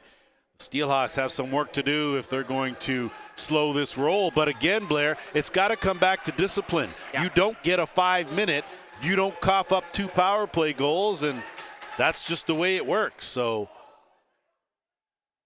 that ball will go loose on the carpet, and a good job by Byrne to pick that up. He'll move it up. Upshaw now will have to hustle to get over the timeline. He does, gets it to Murphy. Murphy now will go by one defender, but think better of it with 2 on him, including O'Brien. Gets it to Milligan. Murphy. Big first step goes by, rolls off. That good shot, stopped by Martin. Ball loose, diving effort by Murphy, but picked up by Nedelko. And he'll move it back up. And the Shockwave now will go to work on offense. We're under 10 minutes to go here in the third. The Shockwave are doing a great job defensively with sliding and also helping each other out and closing gaps. And that's been their forte this entire season as Coot aired that one out. Martin now fighting for it in the corner, getting back by Van der Zalm, and instead it's a good job there. Picked up by Garrett Lewis, and out of the bench conveniently, is Fernandez. He gets it over to Riley. Riley, how about this matchup right here? Milligan from way out. Martin, big save, and that save will take us to our officials' timeout. And it looks like, Blair, there may be a bit of a momentum swing in the other direction. 100%. And, I mean, that situation was not a great play for them to make offensively, try and go one-on-one. That's not what they were doing in the first half. They were moving the ball. They were moving people. Right now, Whitby offensively is flat-footed. There's no movement. The ball's moving, but there's no people moving. And they got to get back to doing what they were doing, or this game's going to be over in a real hurry. Well, you're right about that, and we just want to remind our viewers out there, of course, of what's to come. And our second semifinal, it's going to be a good one. The Oshawa Outlaws and John St. John, the Leeds leading scorer, will take on the Paris River Wolves and Dan Keene. That goes after this one, 7 p.m. Then tomorrow, it's Championship Sunday here in the Arena Lacrosse League. Of course, the women's final will take center stage at 12 noon and then at 3 p.m. It'll Which be team are you playing for? someone here against someone in our second semifinal. In the final of the women's, it's the Shockwave and the River Wolves, and I don't have my skirt ready to go as a delayed penalty now will give the Shockwave again a man advantage. But again, Atwood left the box well early, and there's going to be a too many men call, and there may be additional penalties dished out. We just had a slashing call right there against the Shockwave, plus a too many men. I don't know whether they gave him a penalty for the too many men or he blew it dead for too many men. Good question, as Patterson and Diachenko will go to the penalty box. We'll see if that was the case, Blair, if they just called possession or if they actually called a penalty. No, they did. They did call too many men on the play. So what started as a delayed penalty for the Shockwave will now end up as a man short situation. Well, the goalie coming off the floor was still a good step and a half from the little area that's roped off there for them or marked off on the floor, and the other guy was already out the other end of the box. Therefore, that's too many men. And then down the other end, very undisciplined, and I think there may even be more in here. He may have got 2 and 10. I'm not sure. But very undisciplined, knocked the ball out of the Whitby player's stick, and then turned around and hacked him across the leg. Not a disciplined play. Well, they certainly have that penalty box open, so they're waiting for one more invitee. So what could have been a power play and potentially increase the lead could go to a 5-on-3 situation. And they are waiting to get another man in the box. Of course, crew chief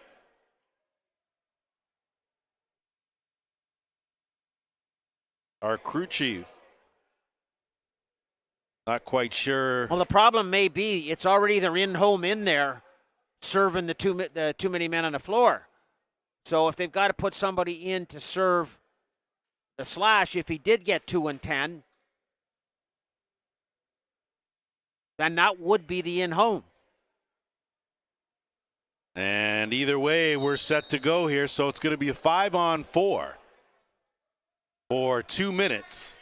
And the potent power play, the Steelhawks 2 for 3 with the man advantage. They'll go to work. Milligan shot, stopped by Martin. It's scooped up, and away goes Hopi. He loses it to Culp, sends it airborne, picked up by Hopi again. So how about that fortuitous bounce? And it'll be Brooker Muir.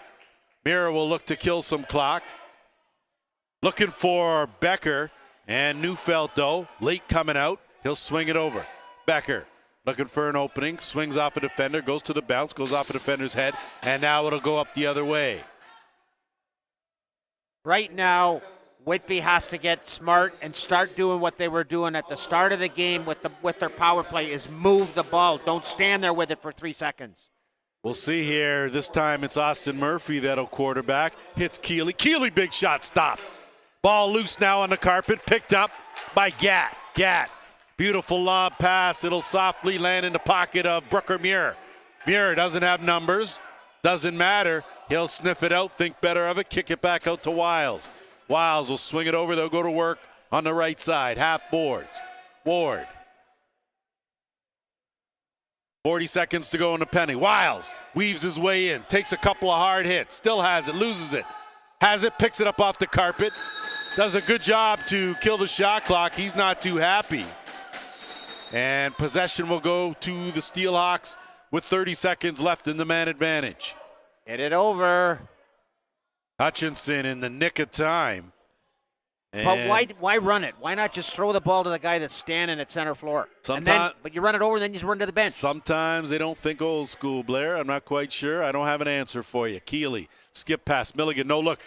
Almost a quick stick finish. Scooped up by Culp. Takes a hit. Coughs it up. Milligan looking for Keeley. Keeley, net well off. Big save by Martin. Keeley picks it up. Looking for Riley in the middle. Murphy now.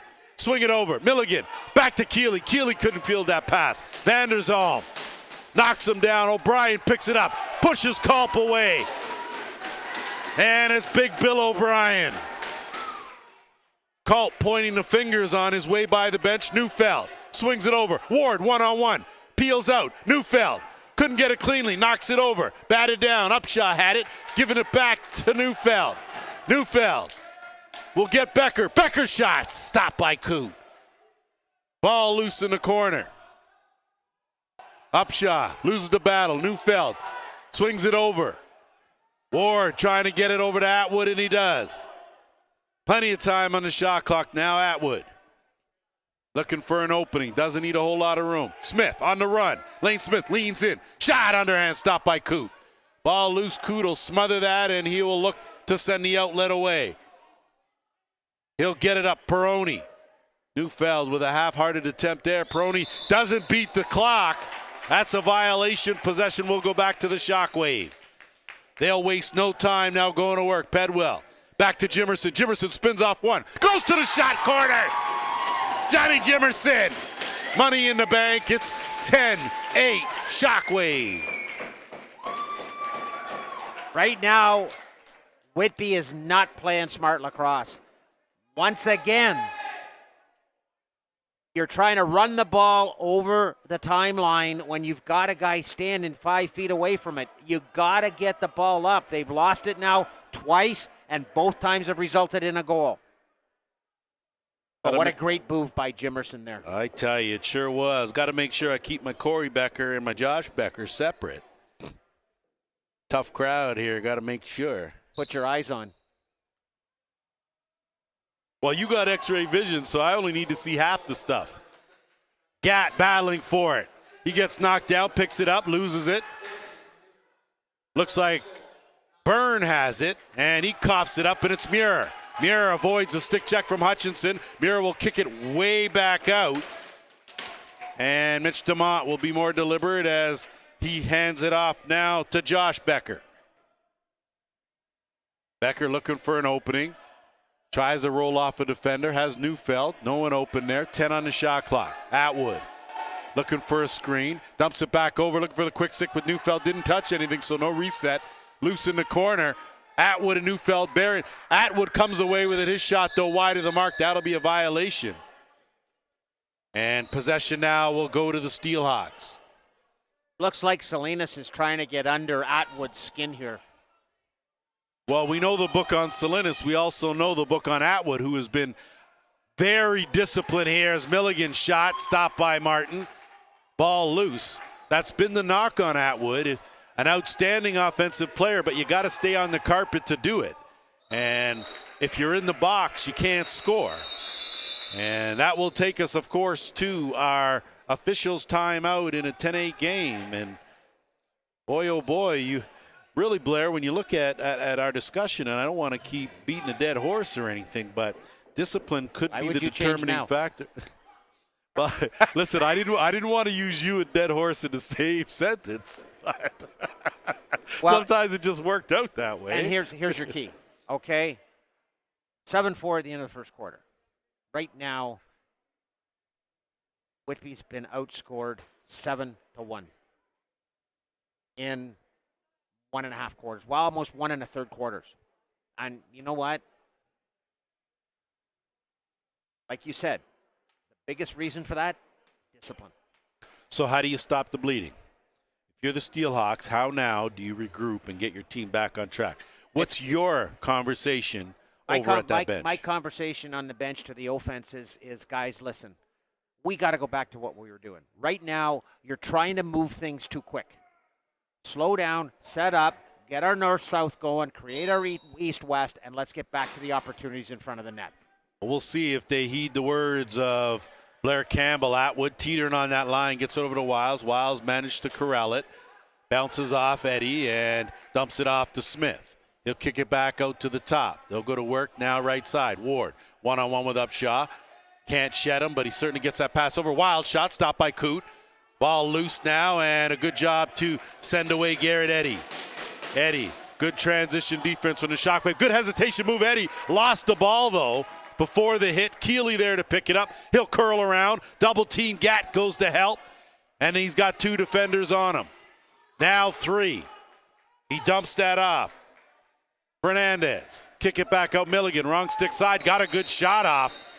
Martin had to make a good save there. You're not going to beat Martin from 50 feet out. Wrong stick Not gonna side happen. either. And it'll be Riley now. He'll swing it around. And they go back to Milligan. Milligan looking for Riley. They dump it back in the middle there as now it's picked up by Jimerson. Puts on the Jets. Good transition defense. Salinas runs out there and evens things up. But here comes a trailer, and Becker leans into a hit. Gets taken down. Bounce shot stopped.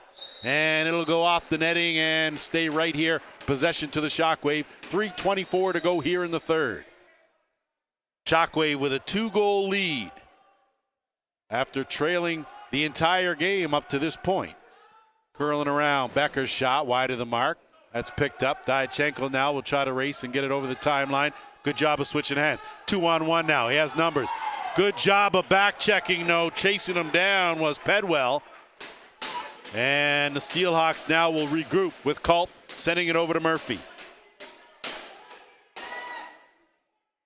Got to be leery. Last week, this time, it was Murphy that stepped up. And it's Bill O'Brien with the interception. Trying to split the D. Does a good job to pull it out. He'll send it over to Muir, one-on-one. Brooker Muir leans in, spins, bounce shot wide of the mark. Picked up now, and it'll go the other way. The Steelhawks will counter. Hutchinson. He'll get it just over the timeline. Gets a defender now. Will have to dump it off, and he does. Riley. One-on-one. Going to need some help. That's for sure. He kicks it back out, and it's Keeley. Keeley. Flip. Culp. Tied up. 2 defenders on him. Too tight. And here come the Shockwave. Corey Becker. Working with Vanderzalm. Shot stopped by Coot. Coot now will send away Salinas. And boy, oh boy, the pace is picked up here, and all of the armchair quarterbacks are saying, slow it down. What kind of shots are these guys taking? McMahon. That's the key. It's the shots. Shot selection, not the best. Peroni fakes once, twice, tries to go back. That's blocked by a defender. Ball loose now on the boards. Still loose. And the Shockwave now doing a good job in the battles for the loose balls. So if we talked about them dusting off the rust. Oh, it's dusted. It's dusted. Forget the color of those jerseys. These Shockwave now are starting to look like the team that finished first overall. Wiles will swing it across. Atwood. Atwood! So Atwood, talk about timing. He's on the board, his first of the postseason, and it's 11-8, and Blair, the train might be leaving the station. That is not the guy that Whitby wants to see heating up in the third quarter. Down 3 right now. Atwood gets his first goal, and it's a seeing eye goal from about 30 feet out. Once again, there was 3 guys between him and Coot, but still, that's one of those, that's a screenshot. It's coming off white jerseys. It's a white ball. It's tough to see, but. Hey, Luke Coot, if you got any issues, you better take it up with Blair Campbell, all right? Because I'm not saying back, issues. okay? I'm just saying that, you know what? I'm not saying he should have had it. It was a good screen. Atwood, you look at him, 3rd in the league in scoring, and Brooker Muir now will pull away. One of the leaders in shorthanded goals. Actually, the leader, tied with Tyler Ferreira of Toronto with 5. And now you can feel the Shockwave are starting to get their groove. Neufeld, under a minute now in the third. He'll swing it out. Wiles, loads, bounce shot, and that finds the mark. So the bounce shot off the stick of Coot. And you talk about a change, and right now it's 12-8. And something that wasn't really noticed after that goal was Caleb Wiles was standing beside the crease just chirping at Coot. And again, somebody has to take this under control, and Whitby has to start making better decisions offensively. Because right now, the Shockwave are basically taking it to them on both ends of the floor. 42 seconds to go here in the third quarter. A 4-goal lead, largest of the game. For the Shockwave, and off the draw now, you can see the... There you go with the 8 seconds again. Steelhawks just struggling here. And that ball almost into Henry's stick goes Right down to Martin. Martin now will shoot it up to Henry, and with 20 seconds to go here, Shockwave now are going to play for the last shot. Martin is in the bench for the extra man. Gonna have to hurry though. Game clock now winding down. Neufeld. Dump it down to Smith. Neufeld looking for an opening. Gets it back out. Wiles at the top. He's gonna let it go. That's blocked by a defender. 5 on the shot clock. In the slot. No goal. And that will do it for the third quarter. But the third quarter, all Shockwave. They lead this one now 12-8. Yeah, out 5-0 in the quarter. I mean, like I said, Well, now they've got to sit down and get more disciplined. They've got to start doing what they were doing. They've stopped moving. They're flat-footed. I mean, right now, Gavin and Ryan McMichael have got to get them going over there. They got to go back. Like the first 10 minutes of this game, they were moving the ball. They were running. They weren't flat-footed. Right now, they're going up offensively and standing still. Well, tell me now, would you say that that is more attributed to what they're not doing, or is it what the Shockwave are doing that is forcing them into that scenario? It's kind of part of both. I think right now the Shockwave are really pressing them defensively. They're doing a great job. Exactly what Coach Henry said to do before the game was they've got to pressure their defense, and that's what was told to me by Gavin before the game. They've got to get away from their pressure defense. The way you get away from that pressure defense is move the ball and don't stand flat-footed. You got to get moving, and they've just stopped doing it. Completely stopped doing it. Well, and that's the thing, Blair, and you know that's some of the challenges of coaching is keeping your team up when they should be and being able to weather the times when you're down, keeping your team still positive enough so that you're still in the game. And I think that's what Coach Henry and his crew have done. I think they realized what they can do, and it certainly so far has gone as per his script, where he expected a slow start, but he certainly expected his team to be good to go here by the fourth quarter. So that's the case here as we are set for the final 15 minutes here. Winner of this game earns a ticket to tomorrow's All Cup Championship final. And now it's going to be Keeley. Keeley will weave around, dump that down, and it'll be Fernandez. No. Milligan shot from way out, and that ball's going to carry him, and a race for it now with Josh Harris. He loses that to the younger legs in Pilcher, and Pilcher now to Keeley. Keeley overhand, stopped by Martin. Martin looks real good between those pipes, moving very well. And the Shockwave now will trot it over the timeline. Harris. Whitby's also helping them look good in the fact they're taking those shots from 25, 30 feet out, and they're basically hitting the numbers on his chest. They're sure working that logo, you're right. Wiles, the flip back, and it's to no one. Race for it now. Diachenko's going to win that race. He's going to go in all alone, wrong stick side. One fake, two fake, and he taps it and creases the call. So wave that off, and Atwood now will bring it back up. So official John Sutcliffe all over that. And now they'll shoot it down, start things to Neufeld. Neufeld looking it off the post. So Corey Becker with a golden opportunity, and now it's Eddie spinning off a defender and moving on up in transition. Looking for Murphy, couldn't find him with a pass. Peroni battling in there. Jimerson comes away with it, and he'll move it up. No numbers for the Shockwave, so he'll pull it aside half boards and wait for some help. Hutchinson will chase him down. No easy task. Two speedsters there, and it's Lane Smith. Smith now will kick it out, start things with Neufeld. Neufeld, big overhand wide. Patterson does a good job. They need something from Patterson. Been awfully quiet here in this game. Good skip pass, quick shot, stopped by Coote. Coote smothers it and heads up now as he'll send away Byrne. Byrne gets a handle on it, and he runs it into a wall. That's Patterson. Gets around him, gets it over the timeline, and sends it back to Hutchinson. Hutchinson will swing it over to Milligan. Milligan looking for that as Vanderzalm's on the carpet, but this Alex Henry on the move. Henry switches hands. Alex Henry pull that one out of the highlight reel. Just like that, it's a 5-goal Shockwave lead.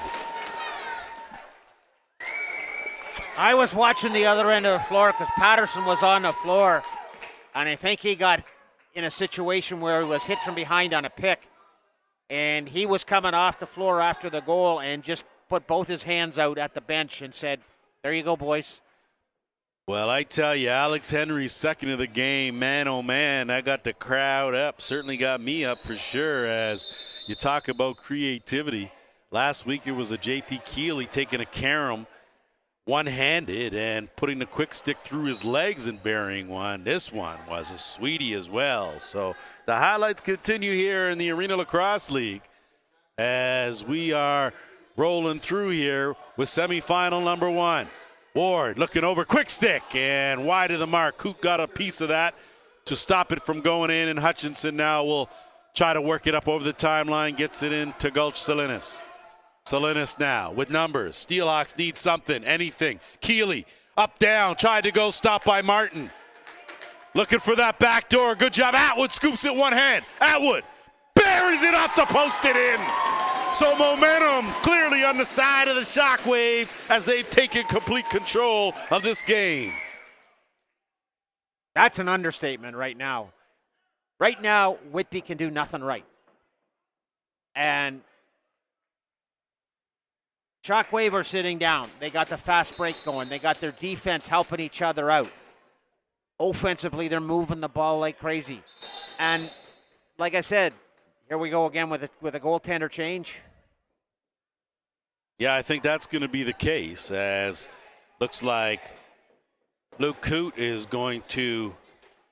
Martin was trying to get to the bench to get something fixed on his equipment with that, but crew chief Blair Ferguson had nothing to do with that. Get back in the net, and he told him.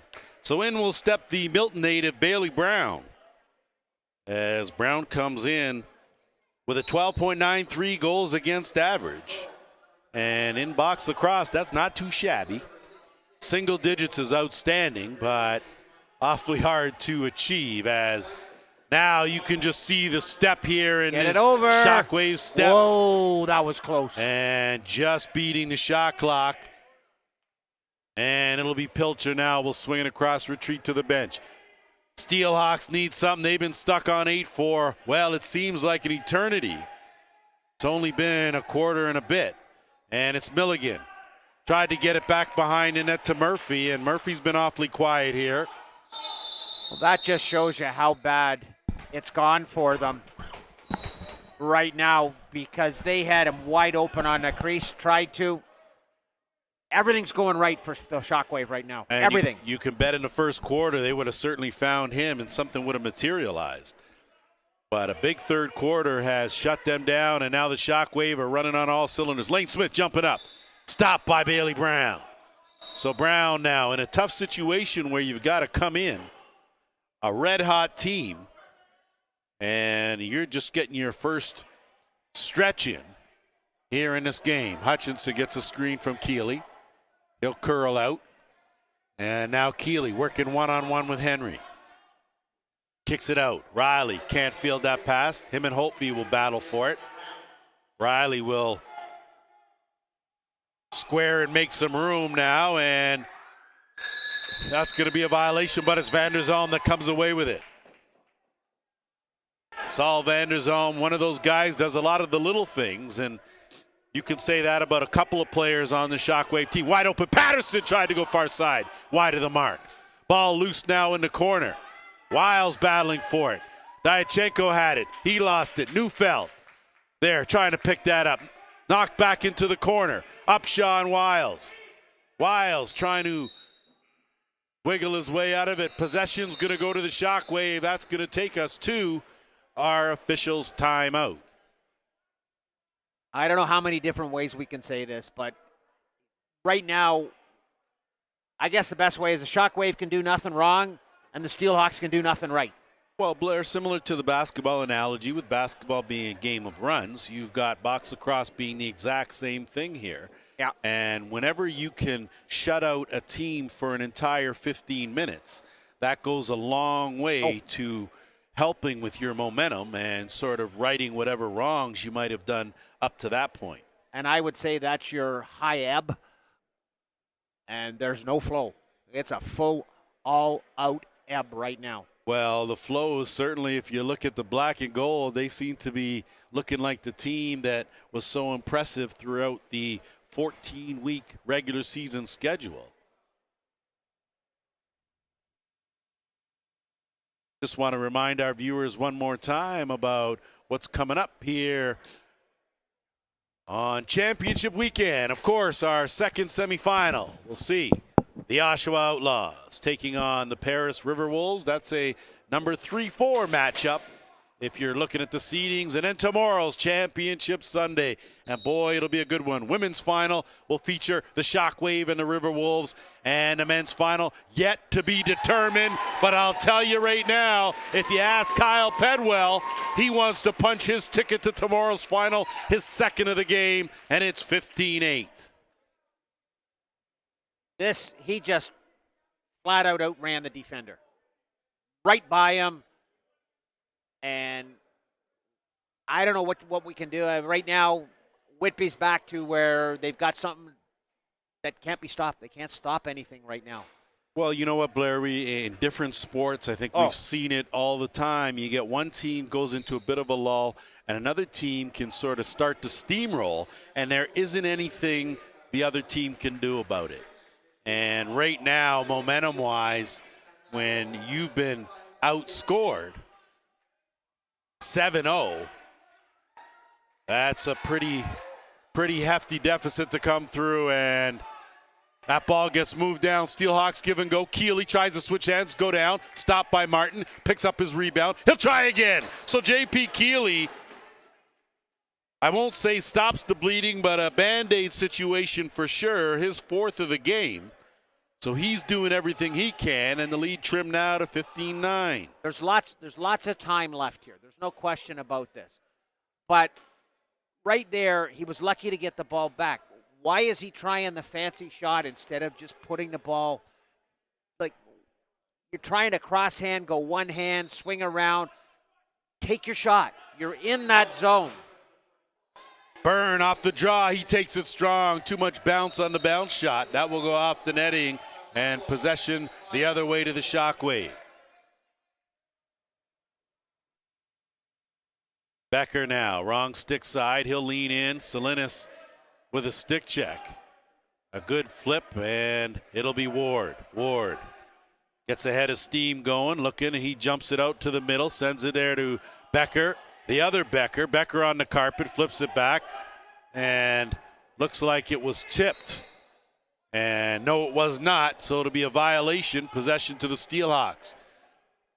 8:42 to go here. 6-goal deficit. Steelhawks got some work to do. Keeley. Riley will swing it over to Milligan. Milligan now will dump it down. Riley, the big man, wide of the mark. So they like to put the big man in the middle, post him up, and away now come the Shockwave. Harris gets it to Henry. Henry, big save by Bailey Brown.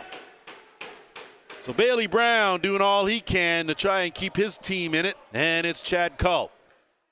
Who was very active in the first quarter, but lately hasn't done much. And he's got to get back into the game. You're right, and I think a defender like a Bill O'Brien, good save by Martin, and now this is going to almost a breakaway. Had he got it cleanly, it would have been Corey Becker, and he tracks down a loose ball momentarily, still on the carpet. He picks it up now, has Upshaw on him, and he spins out, goes to the shot. Good save by Brown. Brown now will send away Byrne. Steelhawks need something, anything here to try to get some of that momentum back. Murphy on the half boards. He can stop and start in the blink of an eye. Big shot, stopped there by Martin.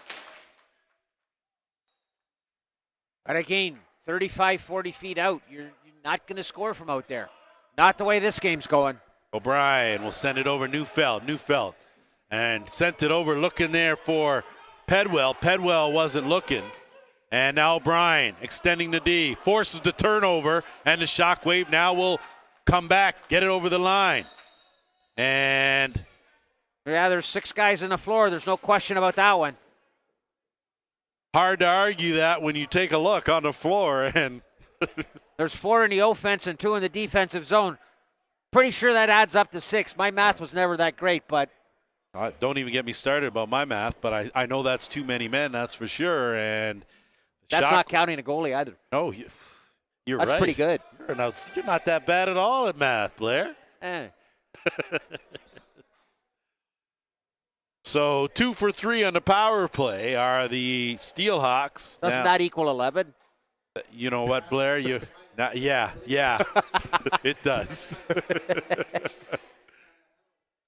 So Milligan now the quarterback out there with Keeley. Keeley on the interchange. Big overhead. Good save made by Martin. Bill O'Brien goes up in the air. Hauls that one down. Going to have to move it up, and he does. Muir. And if ever there was someone sure-handed and reliable, it's number 16 of the Shockwave. But they're doing a good job right now looking for the guy near the timeline to get it over. Looking for cutting Becker. Can't get it cleanly. Salinas now will counter the other way. Milligan out of the back door. He'll hold it up with 1:15 to go in a man advantage. Keeley and Culp working that left side. And it's Keeley. Skip. Riley takes a step in. Wide of the mark. Keeley tracks that down. 7 on the shot clock. Gonna have to hurry. Keeley. Good hard pass. Murphy dumps it down. Big man tries to reach over. Wide of the mark as well. So look at this. You got 4 guys. You have 4 guys from Whitby standing there looking at the goalie. Nobody's going to the bench. That's why they're getting fast breaks.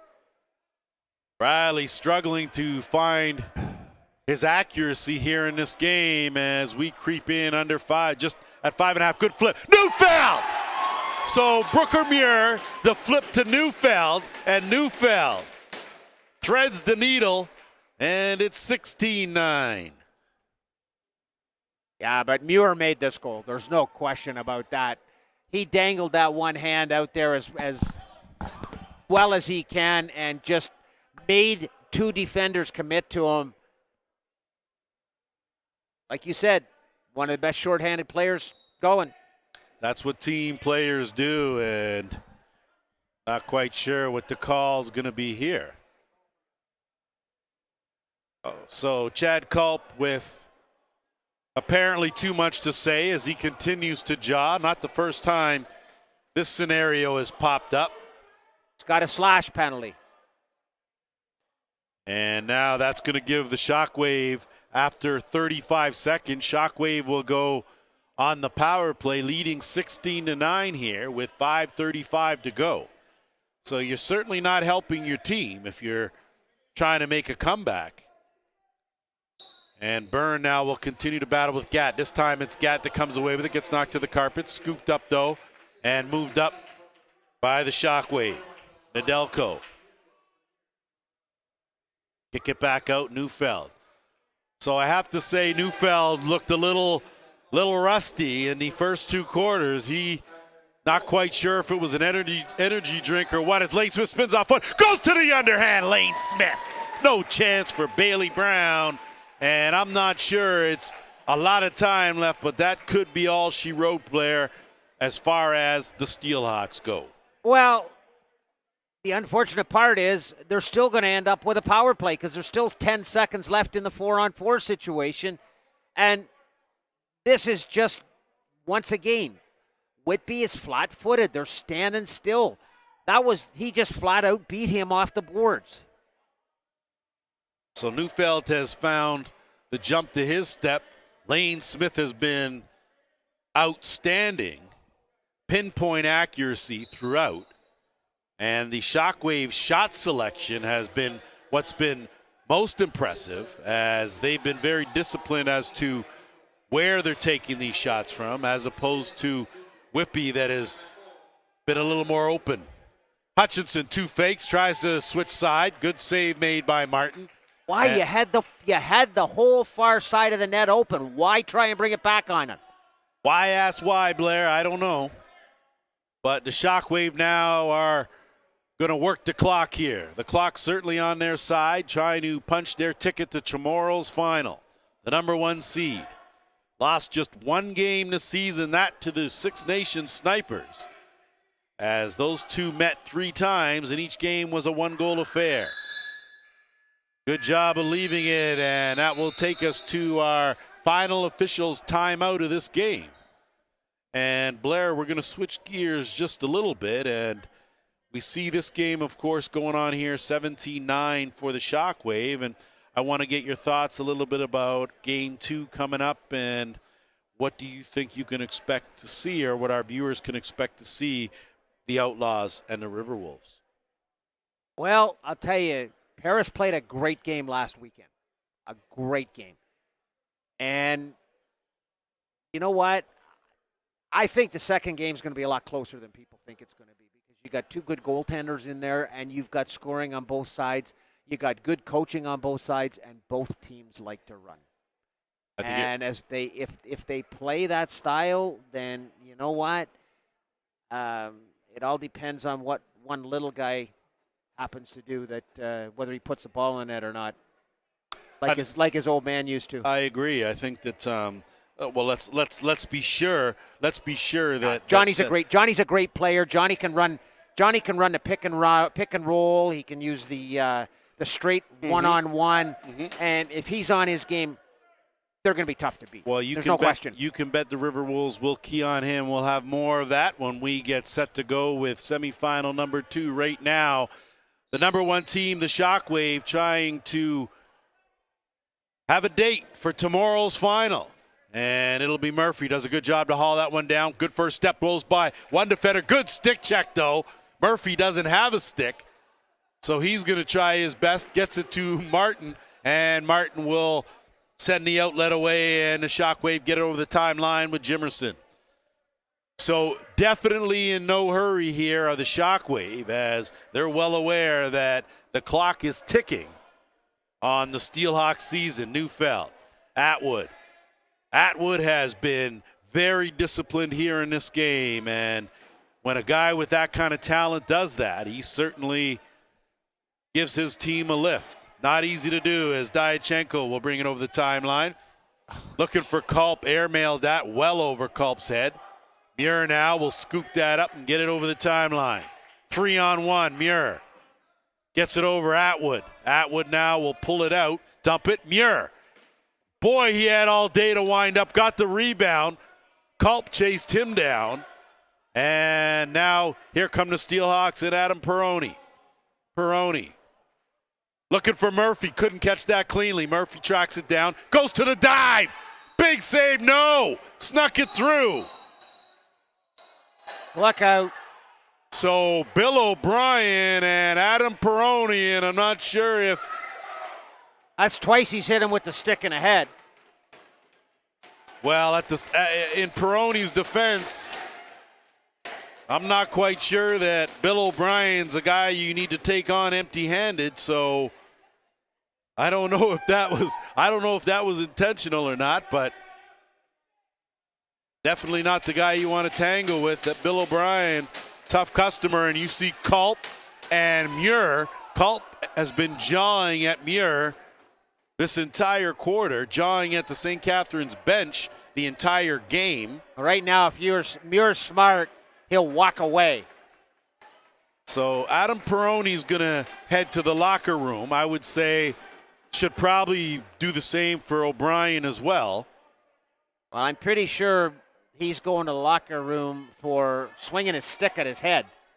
Well, he could, or he could be in the locker room for some medical attention. Not quite sure. There were a few haymakers there. And either way, if you're St. Catharines, it's important now to stay very disciplined. If you have another game tomorrow, that's the last game of the season. If you miss that game, that's it. You don't want anybody thrown out of this game. That's absolute insanity. And Culp is still chirping the bench. I think Culp was still mad because O'Brien shed him off kind of like a mosquito earlier on, and he took exception to that, and he's been a little fiery ever since. So Culp now will remain in the bench. O'Brien and him jawed each other. O'Brien's laughing. And, of course, Culp, like a radio station, continues to go on and on. So 3 minutes left here. It's a 17-10 game. Somebody forgot to pull the plug on the radio. Yeah, well, we've seen this radio going on and on and on. Or switch to FM.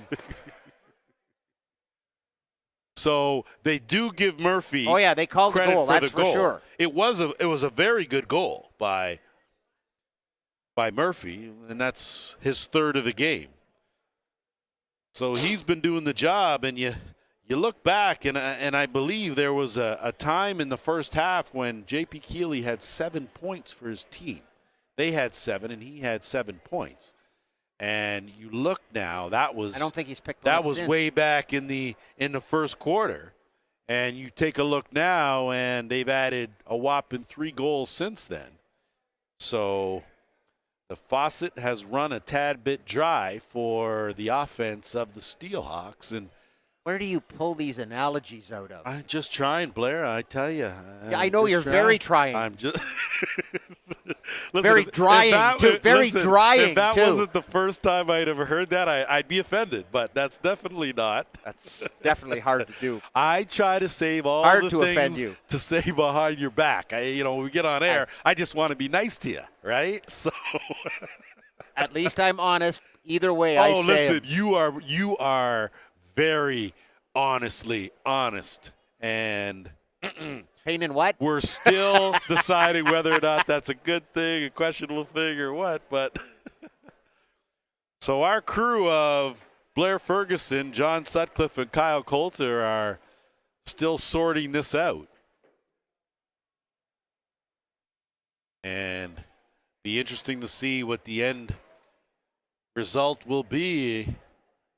Yeah, Muir's going in. That doesn't surprise me. No, and I think he was into it with Culp. Yeah, and I think as soon as they tossed Culp in there, I think Muir was definitely going too. I can't imagine anything that Culp would say to Bill O'Brien really riled him up, because O'Brien's a pretty cool customer as far as that goes. The question will be here is, it's a 7-goal deficit. You've got 3 minutes to go. Blair, is there enough time? Hey, you know what? I don't even know if you have to finish it after that, honestly. I've seen 5 goals scored in a minute. Okay? True. So okay. Is there enough okay. time? Yeah, there's enough time. Is there enough time the way they're playing? Not a chance in Hades. I think I'd have to agree with you. I thought that was very well put. You're absolutely right. And I actually kept it clean too. I know. Well, you threw the Hades in there and changed it up. I never even said double. I never even said double hockey sticks. Our producer back here was getting ready to put the old bleep, bleep, bleep, bleep out there, and you pulled that back. So he knows better. He knows better. Yeah, I don't.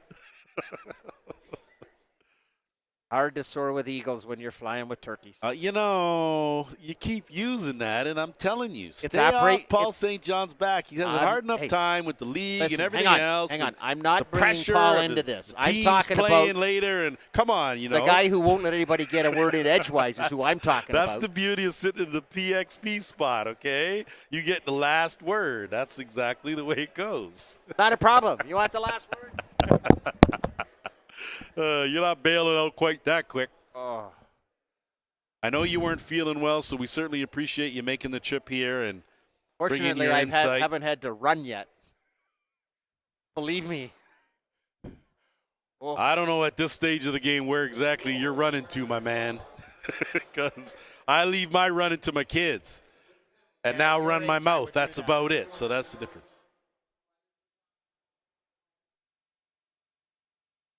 There you go, 5 for slash.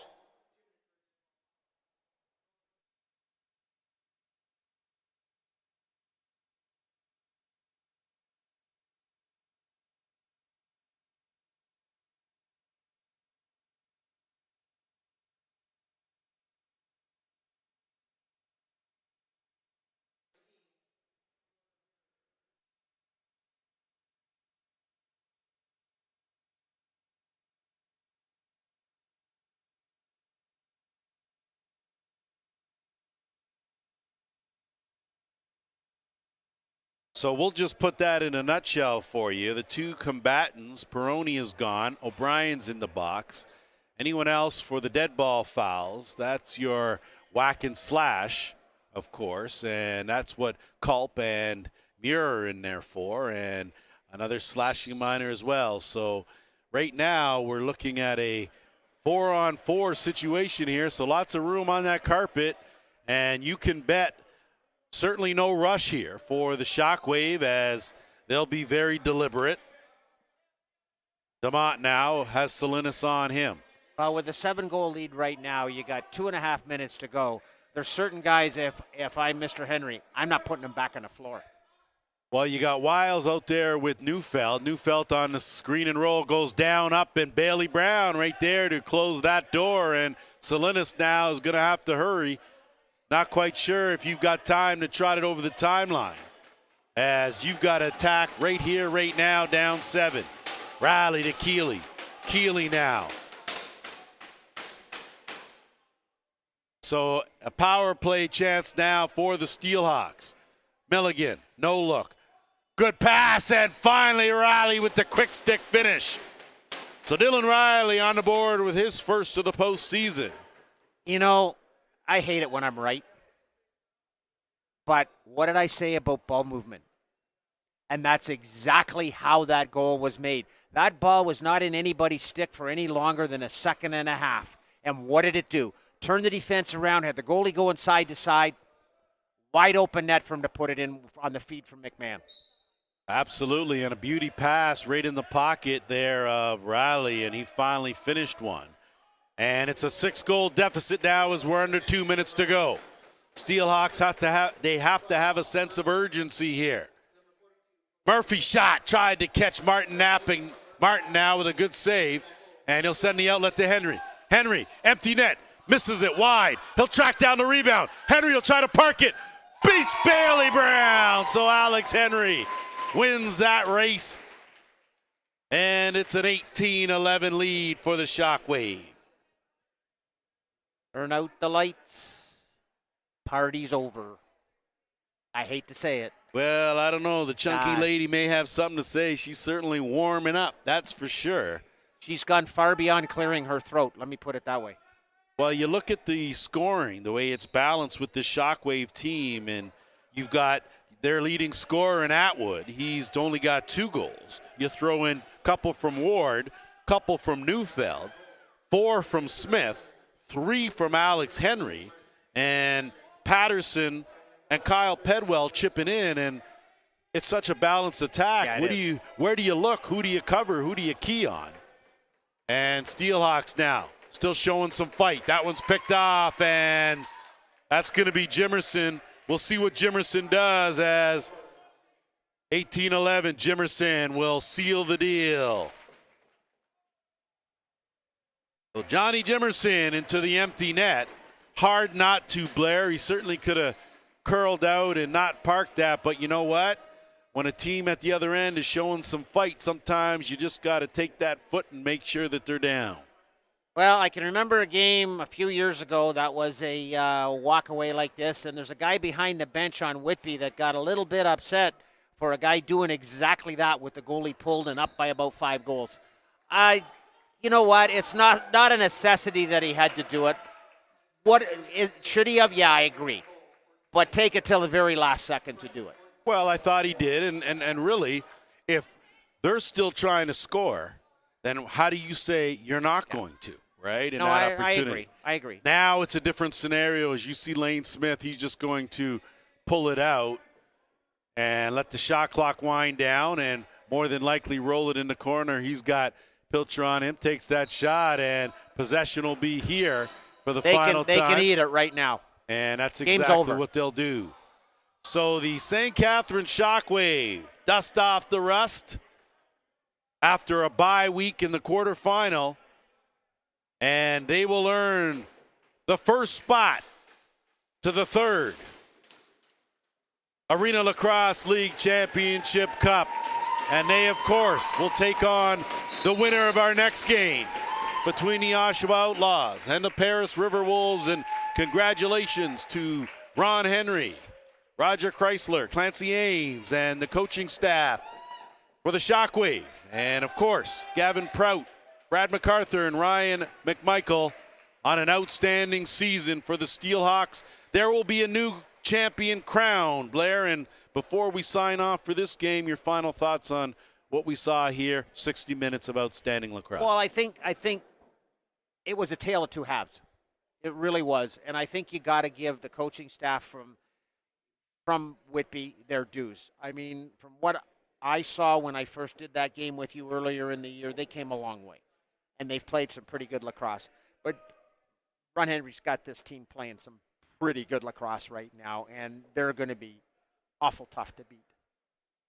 So that is certainly a very good summary as the Shockwave advance to tomorrow's final. That goes 3 o'clock. It'll be right here at the ILA, and that's going to do it for us. Game 1. We want you to stick around. We've got Game 2 following us. Lance Wynn, Blair Campbell, JVI Productions. Thank you for tuning in. We expect you right back here.